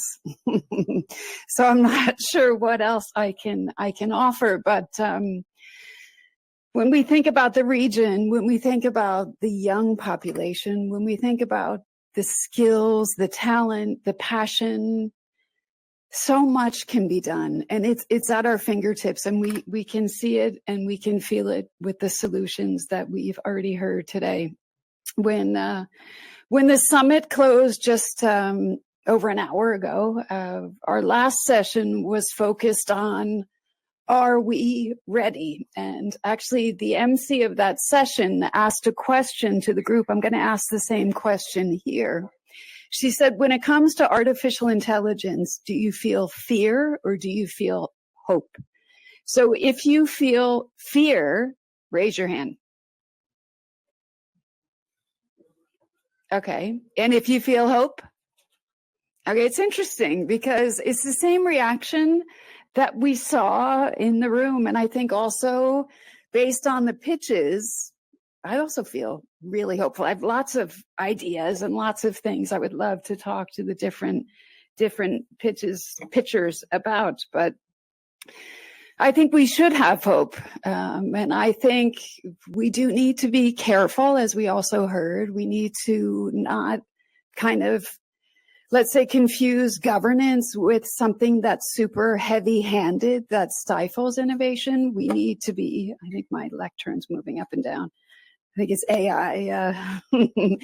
I think we have to put in place the right conditions, and perhaps that's where I can offer some reflections. When we look at the African region, and the example, I think, the AI solution, which I wish I had when my children were younger, the Uterus, I wish I had that to correct my children's homework, to teach them, to make sure they weren't cheating. I love that. But when we think about those kinds of solutions, and also when we think about satellite data, open data, let's remember that the fundamental thing that's going to make that work is actually connectivity. And today, when we look around, we still have a third of humanity that's never, ever connected to the internet. And so while we're here talking about artificial intelligence, we need to remember that we still have to get that basic infrastructure in there. We need to connect the hardest to connect, that last mile. And we can do it. We need investment. We need the right regulatory and policy frameworks. We need enabling conditions to get it done. But I do think we can get that connectivity out there. And if we can get that connectivity out there, we can connect every school, we can connect every healthcare institute, and we can bring the power and the opportunities of digital to all the world's people. At the ITU, we launched a couple years ago something called Partner to Connect, and it's actually a pledging platform where companies, countries, civil society, academia comes forward and they make commitments and pledges to help connect the unconnected. So our goal is to get to 100 billion by the end of next year. We're about 54 billion. About half of that is linked to Africa. So what we need to do is direct those pledges to those that want that kind of support and assistance. So we have a matchmaking accelerator that we can also talk more about. So I think that's one thing that we have to keep in mind. I think the other factor that we must consider, and I think the Minister of Nigeria is joining us soon. And that's linked to submarine, well, it's linked to resilience. It's linked to digital infrastructure resilience. And so when we talk about resilience, resilience can be cybersecurity. Let's protect our infrastructure. It can also be our submarine cables. Let's make sure that we understand why there are more and more submarine cable outages. We have a new group that His Excellency is co-chairing, Minister Tajani, and we're trying to look at what's happening in terms of undersea cable outages and trying to look at redundancy, resilience, and how to tackle repairs in a timely way. So I think the resilience piece is another important factor. And then the third piece that's critical is skilling. So as we try to connect the unconnected, and as we look to artificial intelligence and trying to unleash the great potential that exists in the region, we have to invest in skilling and reskilling. So the ITU has been very focused on artificial intelligence for many years. We did our first AI for Good Summit back in 2017, very focused on the good part, but also focused on mitigating the bad So we're focused on the standards components, advancing technical standards for artificial intelligence, and we're very focused on the policy discussions, but the other big piece is that capacity development.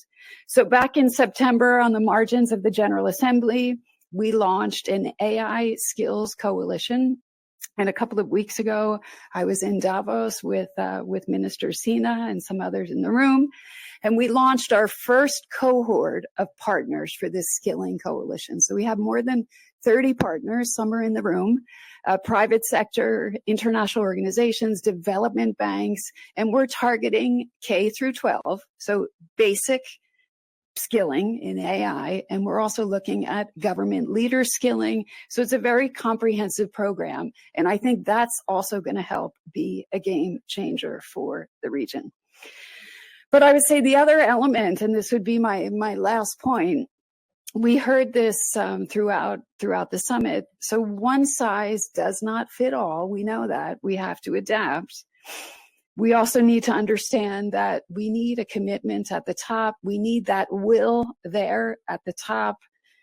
We need commitment and we need passion. And I think if there's one thing I heard from those magnificent pitches is the passion and the understanding of the solutions and the needs. And if you want to solve a problem, you have to understand those needs on the ground. So with that, ladies and gentlemen, I'm really honored and delighted to be here and excited to learn more from our pitchers and our distinguished ministers in this discussion. Thank you very much.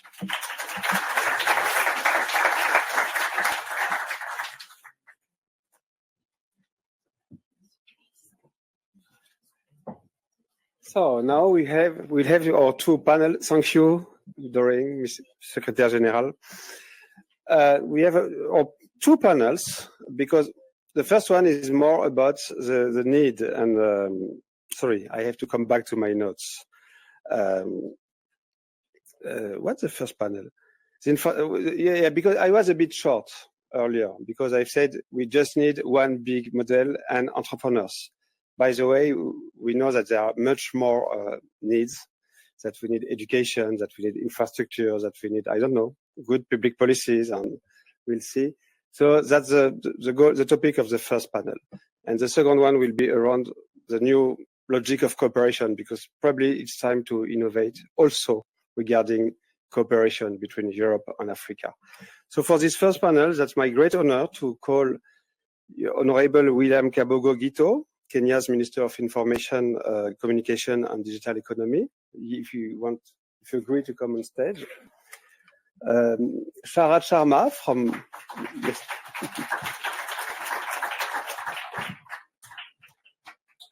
Sharad Sharma comes from India and is one of the fathers of the famous India stack. And in lots of African countries, you know very well the Indian identity, Aadhaar through MOSIP, and Martin Tisney.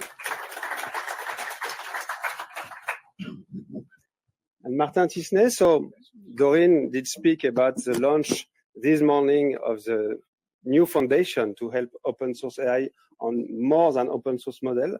So Martin will tell us if there are some solutions with this new project, Current AI, at the end of this exchange. First, I would love to come to you, Minister Gito. The hopes raised by development in artificial intelligence require a certain number of prerequisites. That's the word I was looking for. Prerequisites. Public digital infrastructure, education, skills, data, and maybe more, you will tell us.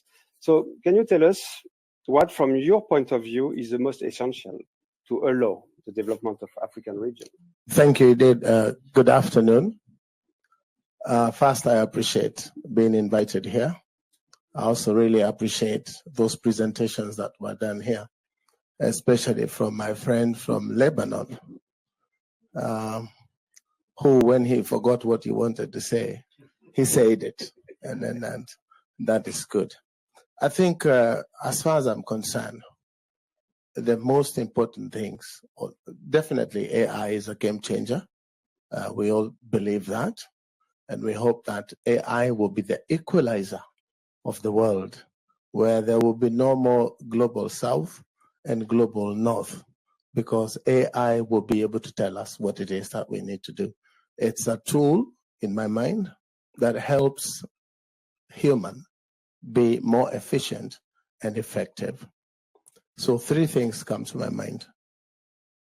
Top in the list is connectivity, which in my country, Kenya, we probably are 95% to 100% mobile connectivity.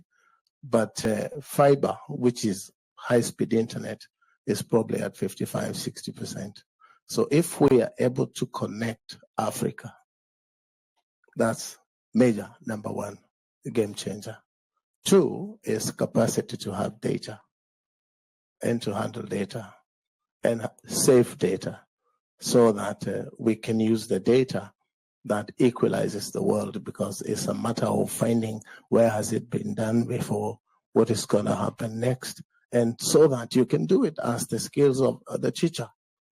I was thinking that the 3rd one would be skills, but I have found a solution right here.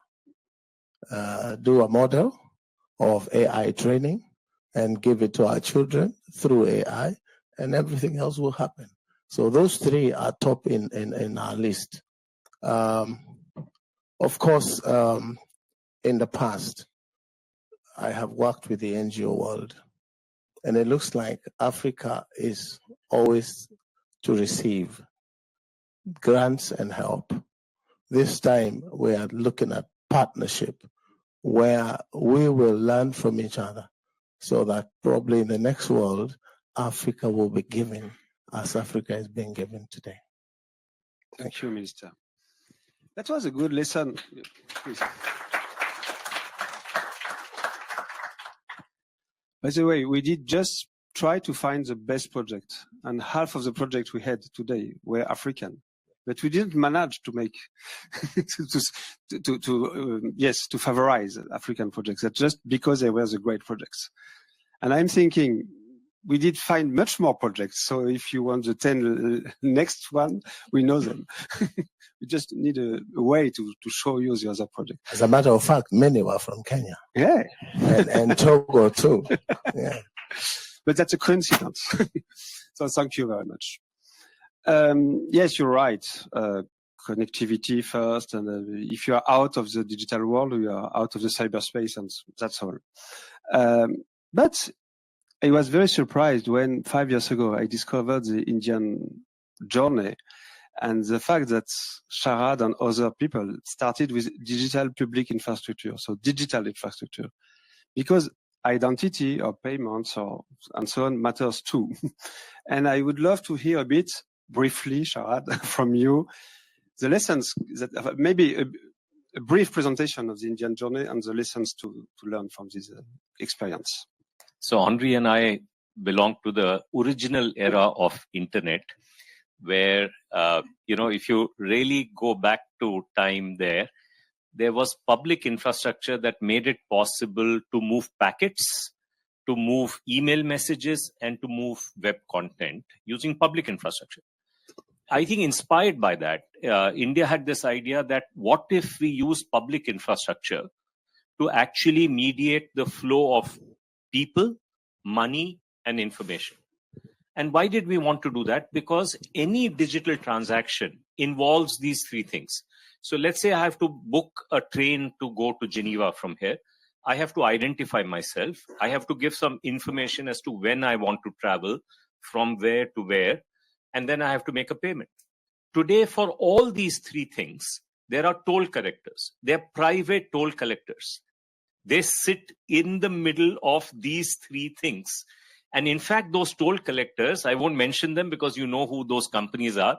They are the richest companies in the world, right? And so our view was that this is not tenable. If we have to democratize digital transactions in India, we cannot allow this toll system to operate. So we replaced those toll collectors with public infrastructure, digital public infrastructure. And that has resulted in explosion of digital transactions in India. In just 6 years, we will do Today, for example, 48% of the global payment transactions in the world are happening in India, just in India. Why? Because an ordinary Indian is engaging in this system. This is happening for schools. This is happening for health. Why? Because we democratize digital transactions. Now, I want to end my part of this conversation by saying that when you had this wonderful set of presentations, you remember the first one? The first one had a stack. It said apps need models need data. You remember that? You can call it the AI stack, right? We saw many applications. Some of them were open applications. Then we had Mistral talk about the open model.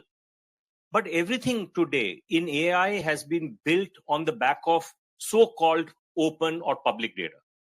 I say so-called because there are copyright issues that are unresolved. But in the future, the next generation of AI models are going to be built on data that is not yet in the public domain. That will be health data that cannot be put in the public domain because it has privacy issues in it. It will involve business data, and that cannot be put in the public domain because secrecy, business confidentiality issues will be there. So Kenyan companies would not want their business confidential data to be in the public domain. But that data can inform the AI system so that other Kenyan companies can benefit from those AI systems and do well. There'll be types of national data that will be sovereign, that you will not want it to leave your own borders. So you need an open data infrastructure to allow this to happen. And if we build this open data infrastructure as a public good, then private toll collectors will not control it. So therefore, if you heard our Prime Minister speak today, he talked about this data, open data infrastructure, which is called Data Empowerment and Protection Architecture, DEPA. It is available. It's a public infrastructure available for free in India. And everything that we have done is available to the rest of the world as well. So I would encourage all of us to look at this possibility, because that will allow the next generation AI systems that come, that don't rely merely on public data, but also rely on data which is not yet public and cannot be made public, to be developed in the context of the local economies, to cater to local problems and offer local solutions. So I am here proposing, let's focus on applications, let's focus on models, but most important of all, let's focus on data infrastructure and put it in place early enough when this whole movement is new. Don't wait another 5-7 years for this to happen. This is the opportunity that we have before us. Thank you.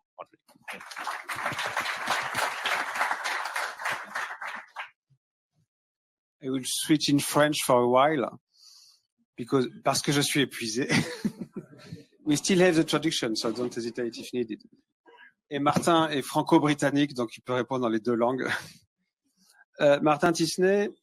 Martin a travaillé jusqu'à 2 heures cette nuit pour finaliser le lancement de Current AI Foundation aujourd'hui à midi. Donc il est peut-être épuisé aussi. Voilà, on parle d'open source, on parle de diversité, on parle d'infrastructures critiques, on parle de trouver des chemins pour les entrepreneurs dans un monde dont il faudra empêcher qu'il devienne un monde de concentration monopolistique et qui capture le marché. Je crois que, et tu vas nous en parler un peu, la fondation Current AI a été pensée pour répondre à cette question. Mais par rapport à ce qu'on commence à échanger ici, est-ce que tu penses qu'il y a des solutions? Enfin, premièrement, tu vas nous la présenter un peu et nous dire si c'est aussi un espoir pour des économies en développement qui doivent travailler vite pour trouver des solutions, alors qu'elles n'ont pas fatalement aujourd'hui des géants de l'IA dans les propres pays. Ouais, merci Henri. Tu vois, parce que moi je suis fatigué, je vais parler en anglais, donc je vais faire le contraire.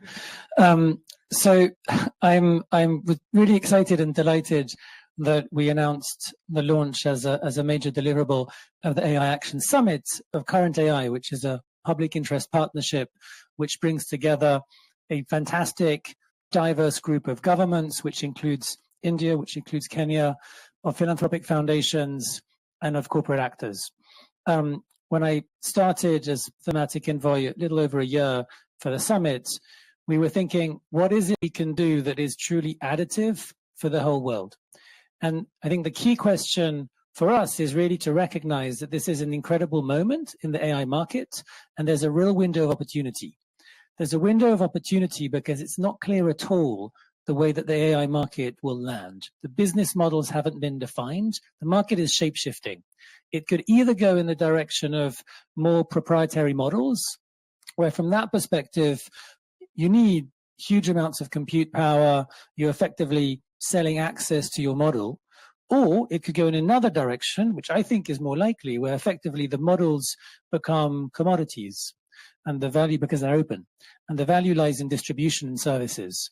And if the value for citizens, for people, lies in distribution and services, then I think the question that we should ask ourselves, and the question we asked ourselves was, like, what are the common bricks? And this is very similar to what Shahad has been saying. What are the public goods in artificial intelligence? What are the bricks that we all need in order to be able to bring the incredible diversity of your countries to the table? So I think the first brick, similar to Shahad, is the question of data, which is like great accessibility and availability of data in privacy-preserving ways that brings the richness of all countries to the table. The linguistic riches. We have to have linguistic diversity, part of artificial intelligence, right? Cultural, the history of individual countries in their languages to the table. So the data piece is key. And part of what we'll be doing is helping the development, supporting, financing the development of these public data sets. We won't hold them, but we'll support others to development. So that's one really key one. And the second one is the development, the resourcing, the supporting of the open source AI ecosystem. It won't happen by itself. Entrepreneurs, whether they're in Kenya, whether they're in Nigeria, whether in Togo or elsewhere, will need to be able to use these open tools as seamlessly as proprietary tools, or even more seamlessly. And that will need a level of investment. It's not a level of investment where you need billions, but you do need millions. And this is why we're bringing together this coalition of funders to really provide public financing at a scale to these different critical bricks. And then the third one is the question of accountability and participation. It's bringing the communities to the table who are experiencing the issues and the problems that AI may or not, but in this case may be able to solve, and really bring them forward so that the AI systems and models that we're developing are really contextual. And I think that resonated throughout really all of the speeches this morning. So I'm excited about that. I think one of the incredible things with this technological revolution that we're experiencing right now is it comes hot on the heels of our experiences with social media for the past 15 years, all of us around the world. And the question is, what have we learned? So what would we have done differently in 2010 if we knew what the impact of social media on democracy and society would then come to be, in good and bad? And I think part of that is really to have a system which is much more open, to have a diversity of actors, a diversity of business models. And this is what, at this critical moment, we want to seek to encourage.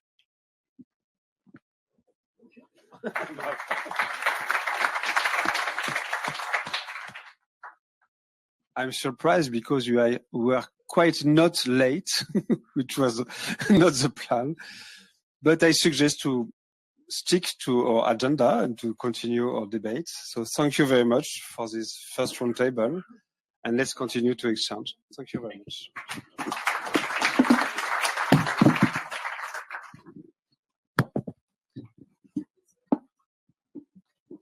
Et maintenant, c'est mon grand plaisir d'ouvrir la deuxième table ronde et d'appeler donc sur l'estrade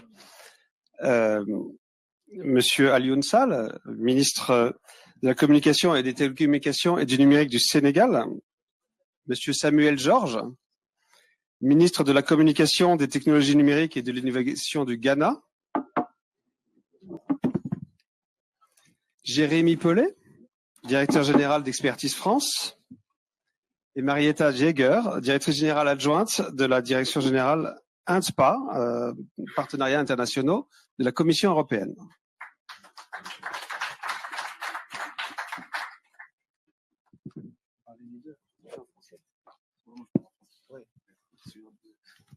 On parle en français? English, sorry. Oui, sorry. Alors on commence en français. Monsieur le ministre, le Sénégal a lancé une fascinante stratégie pour l'IA qui comprend un volet développement, un certain nombre d'innovations et, je crois, des leçons aussi sur la coopération internationale. Donc, la question est assez simple. On aimerait beaucoup en entendre un peu plus sur cette stratégie. Merci beaucoup. D'abord, dire l'honneur qui est le nôtre en droit d'être ici. De remercier AFD et l'ensemble des participants. L'occasion pour nous également de féliciter en tout cas les brillantes interventions qui ont été partagées à travers les exposés, l'innovation pour des solutions de l'IA de manière générale. Et l'occasion pour nous en tout cas de magnifier cette collaboration. Aujourd'hui, notre présence ici, mais même symbolique, à travers l'AFD et l'Expertise France, qui il y a 5 ans en tout cas avait l'ambition d'accompagner des jeunes Sénégalais à croire en leurs rêves et qui a permis au Sénégal en tout cas d'aider pratiquement 80 000 talents dans le domaine des numériques de manière générale, notamment dans l'IA. Maintenant, les modes de collaboration, je pense que c'est à l'image de ce qui a été vécu dans les 48 heures en France à travers, en tout cas, ce beau panel que nous avons vu aujourd'hui ce matin au niveau du palais et qui aujourd'hui demande à ce qu'il y ait une certaine ouverture par rapport au développement des technologies. Moi, j'ai bien aimé le fait qu'on parle de partage parce que je pars du principe que pour une fois, nous avons une technologie où tout le monde est à peu près sur la même ligne de départ et qui va permettre aujourd'hui à l'Afrique, de manière générale, de régler un certain nombre de problématiques. Et ça, c'est hyper important. Aujourd'hui, moi, je viens d'un pays qui s'appelle le Sénégal, qui importe pratiquement 1 million de tonnes de riz par an. Et nous savons que le développement de l'IA à travers la technologie va permettre demain de faire de l'agriculture à haute précision, qui va permettre de résorber ce gap. Je peux dire également, dans le domaine également de la médecine, où nous comptons pratiquement près de 7 médecins pour 100 000 habitants, pour une population très jeune qui accroît de jour en jour et qui va même doubler dans les 25 ans qui arrivent. Et ce sont les mêmes proportions partout en Afrique. Et ça, c'est des choses, encore une fois, pourquoi je dis que nous sommes sur la même ligne de départ à travers le développement des nouvelles technologies de l'information, notamment l'IA, va nous permettre demain de résorber ce gap et de pouvoir régler les problématiques auxquelles en tout cas le peuple africain est confronté. Et j'ai bien aimé l'introduction, en tout cas tout à l'heure, de mon homologue kenyan, M. Williams, je pense, qui parlait de prérequis. Tout ceci ne peut être une réalité, encore une fois, si nous arrivons à investir dans ce qu'on appelle le socle de base. Aujourd'hui, on sait que l'Afrique est en déficit d'infrastructures numériques. Ça, c'est nous avons de très bons talents, de toute façon, à travers les différentes interventions qui ont été faites ici, à travers les jeunes africains comme qui nous viennent d'autres pays avec d'excellentes aujourd'hui, puis aussi à travers des projets qui ont été maturés, mais il leur manque aujourd'hui de modèles, notamment dans des supercalculateurs capables de pouvoir faire avec un certain nombre de calculs de puissance pour exceller dans ce qu'ils font. Également l'histoire des data centers, c'est pour ça que j'ai même été en tout cas stupéfait d'entendre ce matin même quand on dit que l'Europe est en retard par rapport à l'Amérique et en Chine. Je me dis quid de l'Afrique aujourd'hui qui manque aujourd'hui de tout par rapport à l'infrastructure. Donc je pense qu'il serait temps peut-être qu'on puisse merger les différentes puissances et en termes de partage de ressources qui va permettre demain en tout cas de donner à tous ces jeunes cette opportunité de pouvoir bénéficier de cette infrastructure-là, que ce soit des data centers pour pouvoir stocker les données, parce qu'on parle beaucoup de l'IA, mais s'il n'y a pas de données, les données, ça se transporte des tiroirs, comme on a l'habitude de dire. Il nous faut des centres de données capables de pouvoir héberger ces données et des données in situ, parce que nous partons également du principe que les problématiques de l'Afrique il y a un écosystème local capable de pouvoir le porter, parce que c'est eux qui connaissent mieux les enjeux et les réalités du quotidien. Et je pense que si, en tout cas, cette partage de connaissances, de ressources qui a été appelé de tous ses voeux ce matin par le président Macron et l'ensemble des intervenants, si on arrive à en faire une réalité, je pense que ça va permettre demain à tous ces jeunes talents de pouvoir aider à l'Afrique à régler un certain nombre de problématiques auxquelles elle est confrontée aujourd'hui. Merci, Monsieur le Ministre.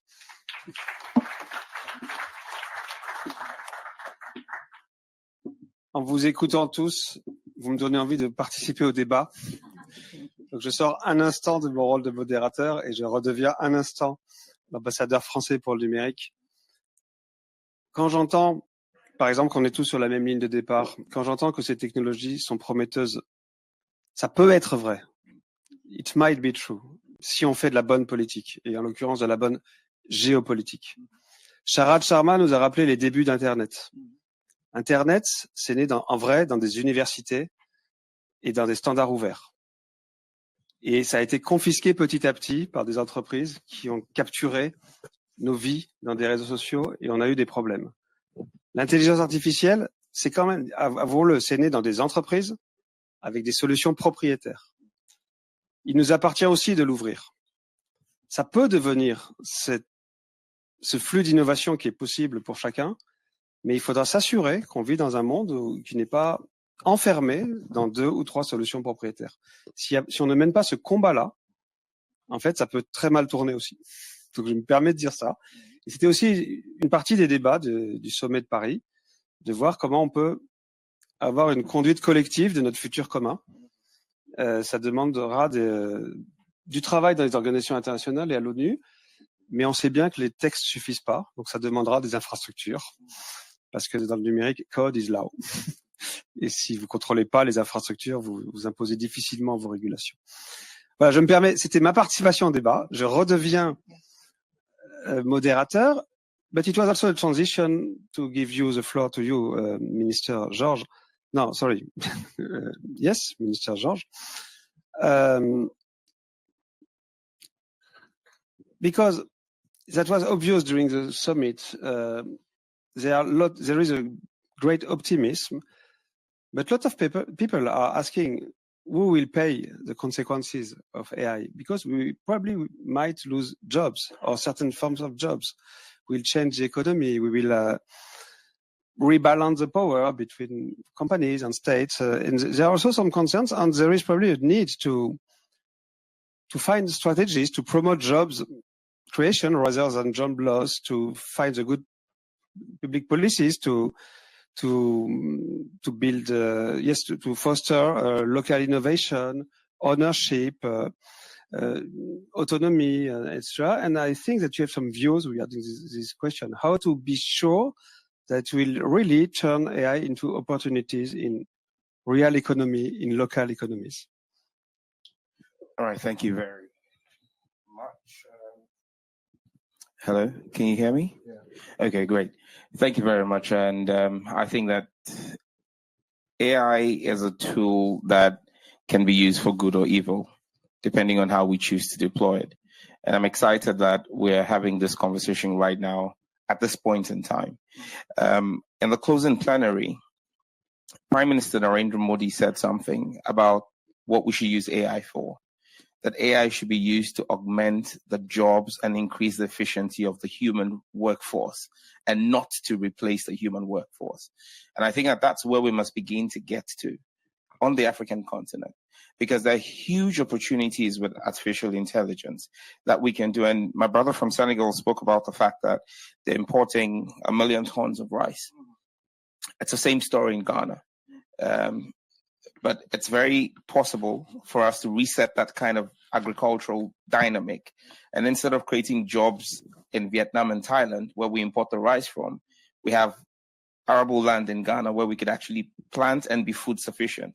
But then the question is, how do you use AI tools to develop precision farming mechanisms for our farmers? First and foremost, you need to have the data on the farmers in the first place. You need to have data on the farmers. You need to know where their farms are. You need to know how you can, because that data is what's going to help government roll out agri-mechanization facilities that is going to help the farmers.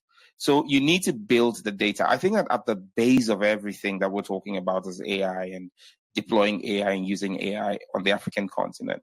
I think that the silver lining I see in this dark cloud that hangs over Africa right now is that the West doesn't have the data on Africa. And so they're not offering us a solution like the way they do with a lot of the other software. The solution for Africa now has to be developed. We hold that data. That data is the key to developing a solution. Can we own the data? And like my brother from Kenya said, own the data and build partnerships with the West. So you have the technology, we have the data. Let us as Africans own the solution to the African problem. So it's not a Western solution to African problems, but these are solutions that are Afrocentric, built by Africans for Africa and by Africa. And that's the only way we can solve this African conundrum with artificial intelligence. And so for me, it's about data, data, data. And I mean, if you even want to look at the area of healthcare and healthcare delivery, I'm just coming from another session where I had a conversation with a gentleman from the Gates Foundation. And he gave me a scenario he saw, which I could relate with from Accra. The fact that he was with two AI professors who were discussing AI in Cape Town, and a young man who was eavesdropping on their conversation said to him, I want to show you something in the hospital. And we're having this conversation in the hospital in Cape Town. He walked to the basement of the hospital with them. And he said, what am I doing here? He said, I just want to show you our repository, our data repository, where all the files, physical folders of all the patients have been stuck up there. And I can make the same analogy with our prime tertiary hospital in Accra, Kolebu Teaching Hospital. And the AI professors who looked at that said, look, we can digitize this and get 10 billion tokens out of just the medical records that are sitting there. Now, imagine if we begin to digitize. Because when we're talking about data, the beauty of this, most of the data in Africa today is analog. It's on paper. It's not being converted into proper digital records.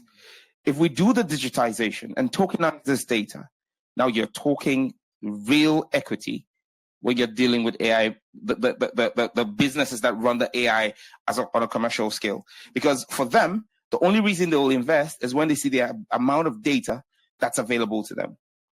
If we're able to digitize our records, our analog records, and then we're able to break the silos that exist, both within agencies in country, within the country, and then across the African divide, then an Afrocentric approach led by the AU and led by our various regional blocks. I mean, Ghana, Togo, Nigeria, Senegal, doing something for ECOWAS. It opens up a 450 million people market. If Ghana alone was doing this, you're talking about 35 million people. There's no real incentive. But if we do a 450 million across the West African sub-region, and then Kenya is doing something across East Africa, you then begin to see what the real potentials are. And so for me, I think that we can break through the ceiling as an African continent if we really pay attention to how we're going to go along the data transition. Because I think that we need to have a proper data transition from the analog records, build the digital records, and on the back of that, we can then begin to do the computing and all the things that you need to do. But you can't build the tools on nothing. You can't build the tools on nothing. And the last point I'll make is a point I made that Africa sits at a place where we could actually even begin to export technology to the West. It's important for the West, for example, for border control, to have biometric AI tools that can understand the influx or understand the facial contours of black-skinned persons. Today, all the AI models in the West are less than 60% efficient when it comes to the black-skinned people. They're very efficient, 98%, 99% when it comes to Caucasians. But when it comes to black-skinned people, you don't have enough data sets to train your AI tools. So imagine the government of Ghana building an AI tool and selling to the government of France for border control. We're reversing the entire equation. But it comes back to us realizing the potential that we hold and monetizing it. Thank you. Thank you very much. Very promising ideas. I did quote a very famous sentence earlier that code is law. That's one of the basic laws of the digital world. But the second sentence is, and architecture is politics. And if you manage to build an architecture to, as Sharad said, as Martin said, yes, to exchange those data while respecting the privacy of private data, while respecting the sovereignty on sovereign data, but allowing exchanges on each data we need, where we need. I'm fascinated also with the world of what they call confidential computing.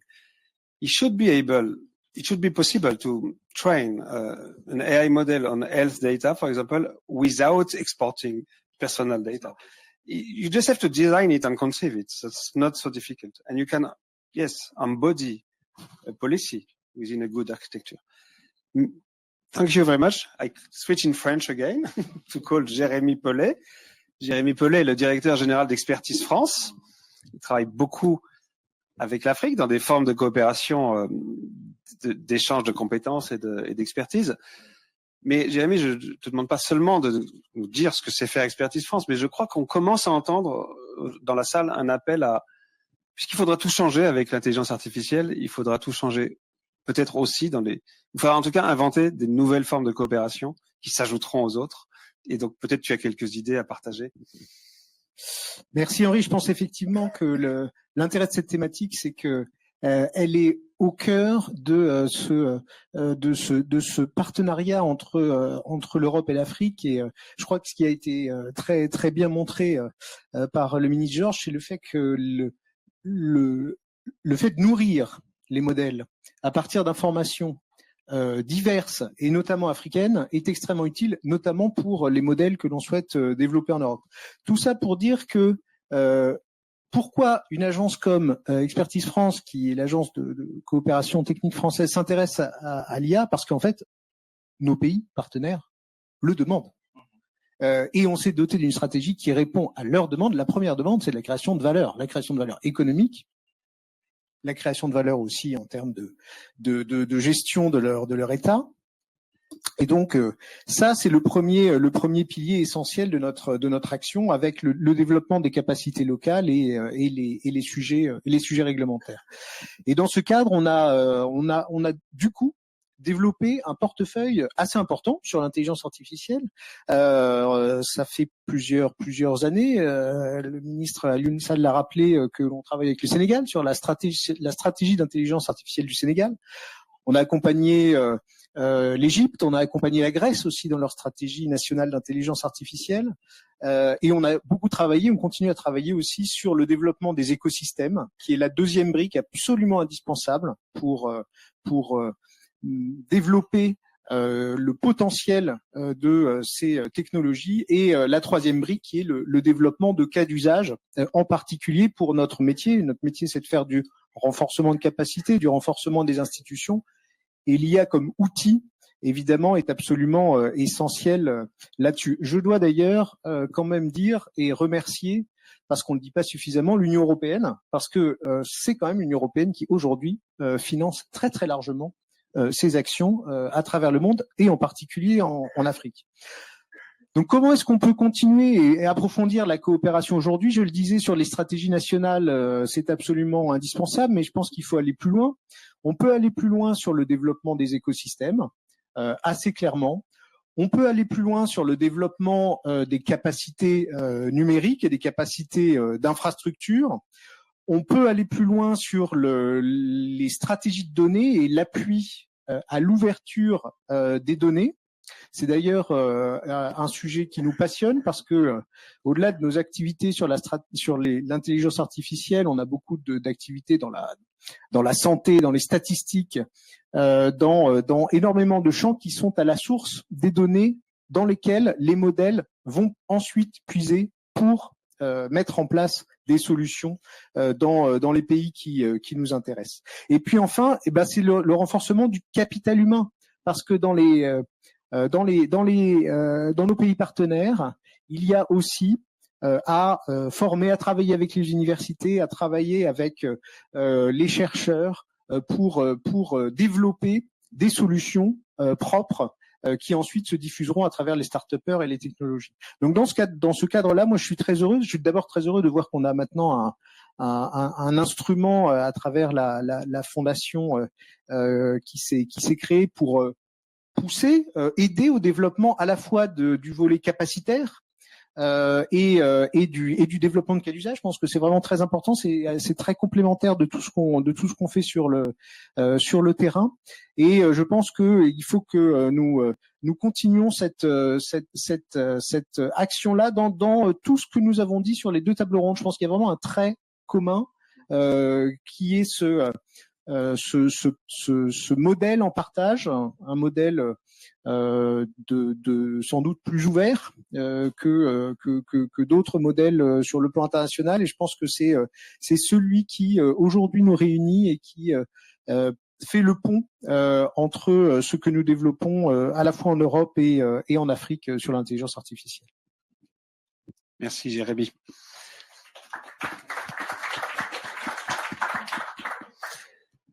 Madame Jäger, you will speak English, but you speak a perfect. Voilà, mais vous parlez un français parfait. Il faut balancer. Moi, je pose ma question en français et vous pouvez répondre en anglais. Mais le rôle de l'Europe et de la Commission européenne et de la DG INSPA a été évoqué. Mais j'ai envie de vous poser la question aussi des étapes suivantes. Donc, qu'est-ce que l'Europe peut faire, va faire, voudrait faire pour accélérer ce développement d'une économie renouvelée par une IA centrée sur l'humain, respectueuse des libertés fondamentales et de la souveraineté des uns et des autres en Afrique. Donc, on vous écoute. C'est une énorme question de conclusion. Oui, j'ai une demi-heure. Hein. Non. Excellencies, all protocol observed, it's an enormous honor, pleasure to be here with you. First, I would like to congratulate to France for this extremely successful summit. And secondly, I would like to thank Madame la Ministre and the AFD for organizing and hosting this event that I believe it's also extremely important part of the summit because it shows the practical solutions, and I was impressed by all the presentations, and my third congratulation goes to all these startups and young entrepreneurs that came here and showed the bright ideas how we can match our high-level policy objectives together with the practical solutions and the projects that can really make a difference on the ground. So you all heard our President of the Commission today, her action, vision, and basically what we can offer to the African continent. And you know that we have a long-standing Africa-EU partnership that is also part of the digital, I would say, occasion. But she also said that basically we can offer a part of the partnership, the human-centric approach to the artificial intelligence. And of course, we've been always pledging for the open data. Also, what we can offer is the regulatory framework, because the EU is the only part of the world with the AI Act. And of course, we can also help with the regulatory part. But since I'm coming from the international partnership, we used to be development, now we are international partnership. But we also keep, let's say, the tools and the means to see how we can concretely cooperate and boost the development and adaptation, I would say, of the artificial intelligence in the global south as well. And that's why I'm very proud that the President also fully supported the AI Foundation during the summit today. But what we, I will share only 3 points with you, and then I will come to the practical solution. So first is investment. Someone said it today before. We need a lot of investments. That's why we have our investment strategy, 300 million global gateway, where digital is the important pillar of this strategy. And basically, we would like to bring the to Africa, 150 million of investments, including the digital. We have started long time ago, and I can go through the long list, starting with the Smart Africa that we started long time ago. But you know that we have done a lot for infrastructure, meaning from, let's say, secure connectivity. I can start with the Medusa cable, and then Blue Raman, Mauritania, long connectivity cable. But also we do the data centers. We do Ghana, Kenya. We go to the last miles, but the list is too long. And what I would also like to add is that we've been working a lot on the satellites. We've been supporting for a long, long time the African Space Agency. And of course, you know, the IRIS-2 would bring to more than 200 satellites with the open access data also to Africa and to the global world. So this is something concrete that I wanted to share with you. But our public resources will never be enough. What is very important for us is the Commission that we do partner with the private sector, because we need the public-private sector to work together, and we need all the tools that we have at our disposal. In my toolbox, we have grants, we have loans, we have guarantees, and we are using more and more the guarantees, also with the AFD and Proparco, and we have an enormous, I would say, portfolio also in digital, especially, let's say, with the FinFund or the EAB, Global Gateway Fund, will be a lot of digital. But those are extremely huge projects. So how do I bring you to match this, to come together with those big projects at the, let's say, your level of the innovation and the project that you have presented today? So, for example, let me go to health. I mean, you've been talking about diagnostics. I forgot, I was writing down the names of, but you were too many. It was a minute. For example, I mean, I swear we'll share all the PowerPoints to all okay. the No, but the this is my last point. This is my last point. So, for example, we have started with the African Diagnostic Platform, with the EAB and the Gates Foundation already 10 years ago. So there are plenty of projects that, you know, I can give you all the possible information, where to go, how to go, where to do the matching. And of course, I will share with you the internet site and the data of our INTPA coordinations, where you can access me and my colleagues, and you will get all the valuable information about the project we do and where we can work together. Thank you very much. Thank you. Thank you very much. So that was, thank you all the speakers, because we had, I feel, a great conversation with substance, not just the protocolarian. And we are in time, so that's beautiful. So we have few minutes to exchange more freely. If some ministers want to come back and to say something more. I have seen Minister Ingabire, but she's not there anymore. So, okay. When she will come, I will give you the mic, but if someone wants to add something or contest something, or please, don't let me alone.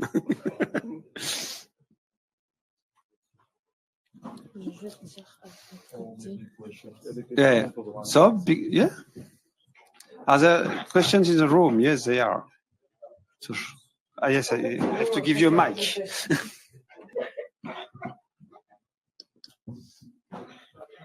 Just one question, because Minister Ingabire is there. First of all, thank you for your presence. So my name is William Elon. I'm a tech entrepreneur. I was basically the first drone maker in Cameroon a few years ago. And basically my question, as you said, we are together, we are in a family. Donc, je vais parler en français. Donc, on peut se dire les choses. C'est ce que vous avez dit vous-même. Alors, mon propos... Mais je suis diplomate. Tout à fait. Je vais essayer de le dire de manière diplomatique. En tant qu'entrepreneur africain, j'aurais pu être quelques années dans la posture des start-upers qui sont passés avant. Donc, ma question, elle est simple. Aujourd'hui, on a parlé de beaucoup de choses, mais pas d'argent. Il y a 109 milliards qui ont été mis sur la table en France. Et je pense qu'une ligne de code, qu'elle soit écrite à Bamako ou à Paris, donne le même résultat. Donc, moi, je pense que les entrepreneurs qu'il y a ici sont extrêmement talentueux et que s'ils étaient américains ou comme les entrepreneurs français qu'on a vus, ils ont le soutien de leur État. Donc vous, en tant qu'acteur étatique, combien comptez-vous mettre sur la table pour financer ces entrepreneurs? Ça, c'est une question pour les acteurs africains, que ce soit concret, que ce soit chiffré. J'ai pris le temps de regarder vos budgets de vos ministères. C'est à peu près 100 millions de dollars en moyenne. Donc, avec 1% à 10%, ça ferait 10 millions de dollars. Je peux vous garantir que les entrepreneurs IA au Togo, au Kenya, s'ils avaient 10 millions de dollars sur un fonds souverain, ça changerait leur vie. Donc ça, c'est ma question pour vous en tant qu'acteur étatique. Et ma question pour l'AFD, j'ai vu vous, c'est 12 milliards. Du coup, vous avez mis un peu plus de 200 millions sur des renforcements de capacités, sur plein de sujets très louables, hein, mais qui, je pense, sont un peu loin des problématiques que moi j'avais en tant que jeune au Cameroun. Et du coup, aujourd'hui, est-ce que vous êtes prêt à commit 1%? Donc 1%, ça ferait 120 millions de dollars pour l'IA. Si c'est un sujet si important que ce que vous nous avez dit, je pense que vous pourrez le faire. Donc, je vous laisse la parole.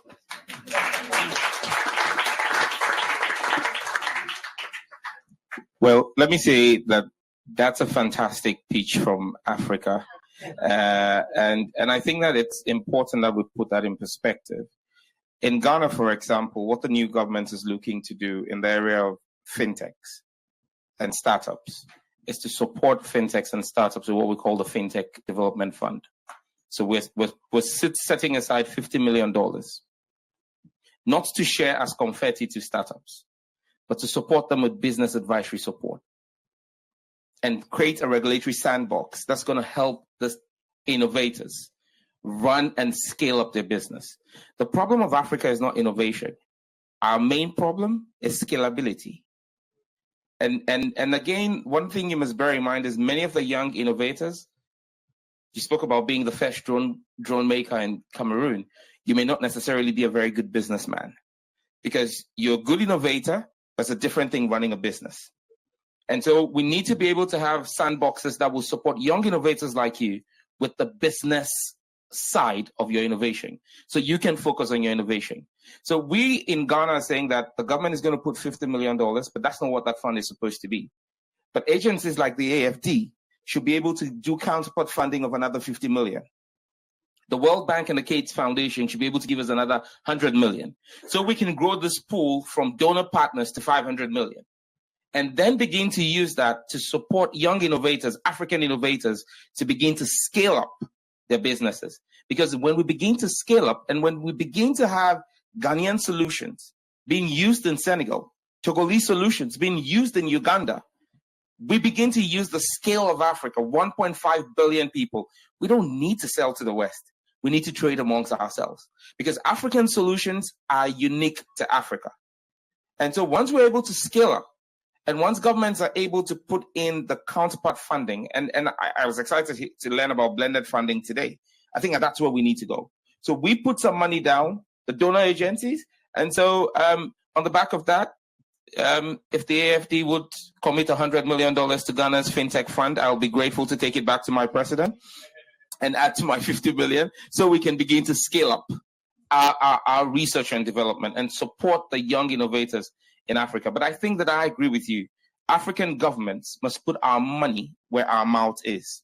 We cannot continue to demand that donor partners fund innovation and research in our countries when we are not putting anything. We have no skin in the game. We put some money down, we attract more money, and then on the basis of that, we can spur innovation. And Ghana is leading the charge with that. Thank you.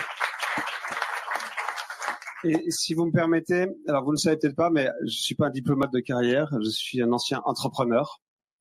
Mon premier projet, monsieur le ministre, ça s'appelait le Métis-Sakana, parce que j'ai fabriqué l'infrastructure du premier cybercafé du Sénégal il y a 30 ans.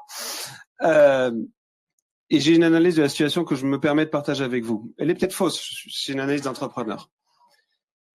On avait une bataille pour prendre le contrôle de la puissance de l'IA que les États-Unis, la Silicon Valley pensait gagner. Et on a vu il y a 3 semaines une annonce d'un investissement de 500 milliards de dollars faite par Donald Trump. C'était pas de l'argent fédéral, hein, c'était de l'argent privé. Et ils pensaient pouvoir capturer le marché par cette bataille. DeepSeek nous a montré que peut-être c'était pas ça le chemin. Il nous a redonné l'espoir que grâce au monde de l'open source, où en fait chacun arrive, prend le code des autres, l'améliore un peu, rajoute, etc. Sharad Sharma et Martin nous ont montré que le monde s'organise pour faire émerger ces solutions open source. On peut espérer que ces grandes capacités fondamentales se commoditisent et deviennent une ressource appropriable. Mais à ce moment-là, il y aura une deuxième bataille, dont on a parlé aujourd'hui en fait. C'est les gens qui vont inventer les applications métiers. Et vous savez, dans le numérique, il y a une sorte de constance. C'est celui qui sert des clients qui gagne. C'est Booking qui bat Accor. C'est pas le contraire. Et là, oui, il y a une urgence qui est d'inventer les vrais métiers avec l'IA. L'agriculture avec l'IA, la santé avec l'IA, l'éducation avec l'IA. On en a vu de beaux exemples aujourd'hui. Mais là, j'espère que INSPA, Expertise France et l'AFD pourront aider, mais c'est aussi de l'entrepreneuriat. Normalement, c'est des projets qui deviennent très vite rentables et qui sont des entreprises. Donc, il faut aussi, et on en a parlé, avec Co, on a cherché des VC travaillant en continent africain. Aucun n'a pu à temps venir aujourd'hui, mais il y aura pas que de la réponse publique. Il faut des écosystèmes d'innovation. Et moi, j'ai un tout petit peu peur, y compris pour l'Europe, hein, qu'on passe trop de temps à rattraper les capacités de base et pas assez de temps à prendre les positions dans les métiers. Voilà, je me permets de partager une analyse. It's time to go to the conclusion because I think there is another meeting for you, ministers, after this one in the same building. I think that, Minister, you did join us. Maybe you can conclude and maybe you can speak a bit about what you are preparing. Do you agree to? You can. I don't want to trap you.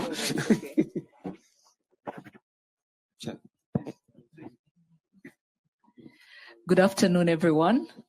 I'm glad that I was able to catch the session, honorable ministers and colleagues, and hear some of your reflections on this very important topic, but more so really, having a conversation around what international cooperation looks like, especially in this age of intelligence. Now, when I walked in, let me start by thanking Minister Sina and AFD for really convening these conversations that are very timely and, taking advantage of the fact that we're all here at the sidelines of the Paris AI Action Summit and really ensuring that we can come together as countries to really think through what we need to do together, what international cooperation, regional cooperation is going to look like for all of us, but most importantly, what public-private partnerships are going to look like as we unlock the opportunities around AI. And this week, one of the things I've been emphasizing is that AI is not just a technological shift. It's really about being a development enabler. And for many of our countries, as we reflect and chart the way forward on how we're going to apply AI in our different economies, it's really understanding how is it going to enable growth? How is it going to unlock access to new jobs that are going to be created for our people, productivity and efficiencies across the board. And I didn't get a chance to look at the different solutions that were showcased, but I saw a summary of the different solutions. And this is proof that we have people that have the skills to be able to deliver the impact that we're looking for. And the onus is on us to really understand how do we help them test and apply some of these solutions that they already have in place. For Rwanda, we've adopted what we call an AI innovation or AI-driven innovation model, which is really focused on how do we use artificial intelligence in the different sectors. And we've already done a study that shows us that with some few use cases that we're able to implement, we should see at least a 6% GDP contribution in terms of growth. And that for us is important, and that's what really motivates why we are doing what we are doing, but also the fact that we come here to find the partnerships that are necessary to help us deliver on that. But as we think about Africa, which really is also a conversation that we're all having, it's really understanding what are the priorities that we need to focus on to be able to accelerate AI adoption across the continent.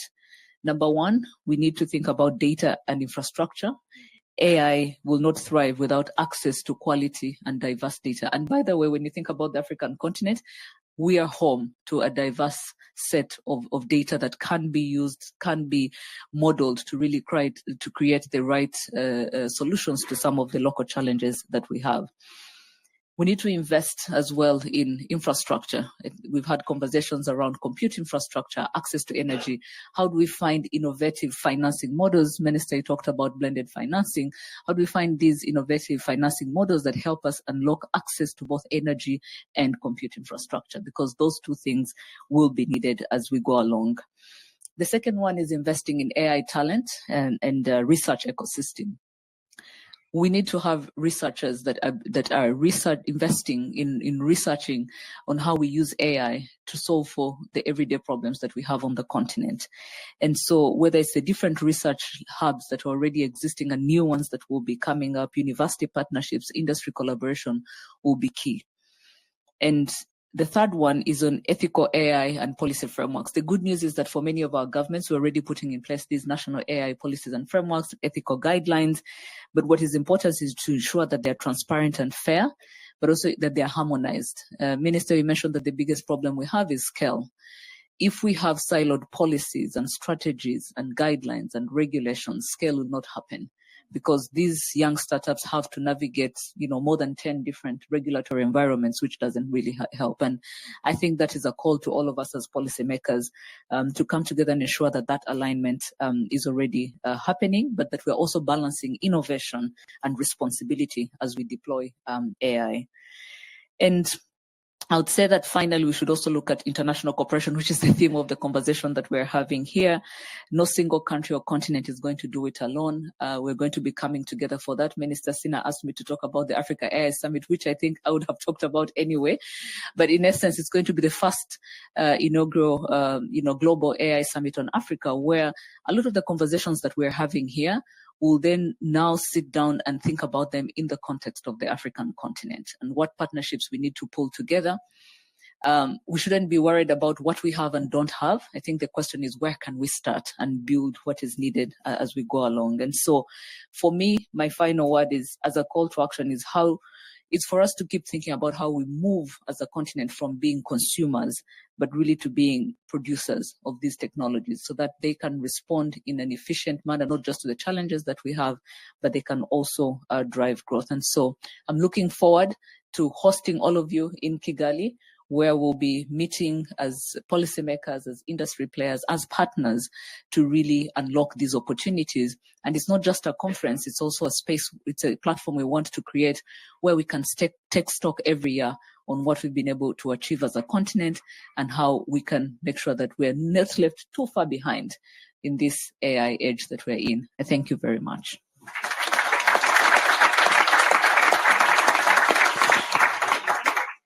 Merci à tous. Nous avons presque fini, mais puisque tout a commencé, maintenant que c'est un succès, je peux vraiment dire que tout a commencé lorsque Sina Lawson m'a dit « on n'en peut plus de vos colloques normaux, on veut quelque chose de différent ».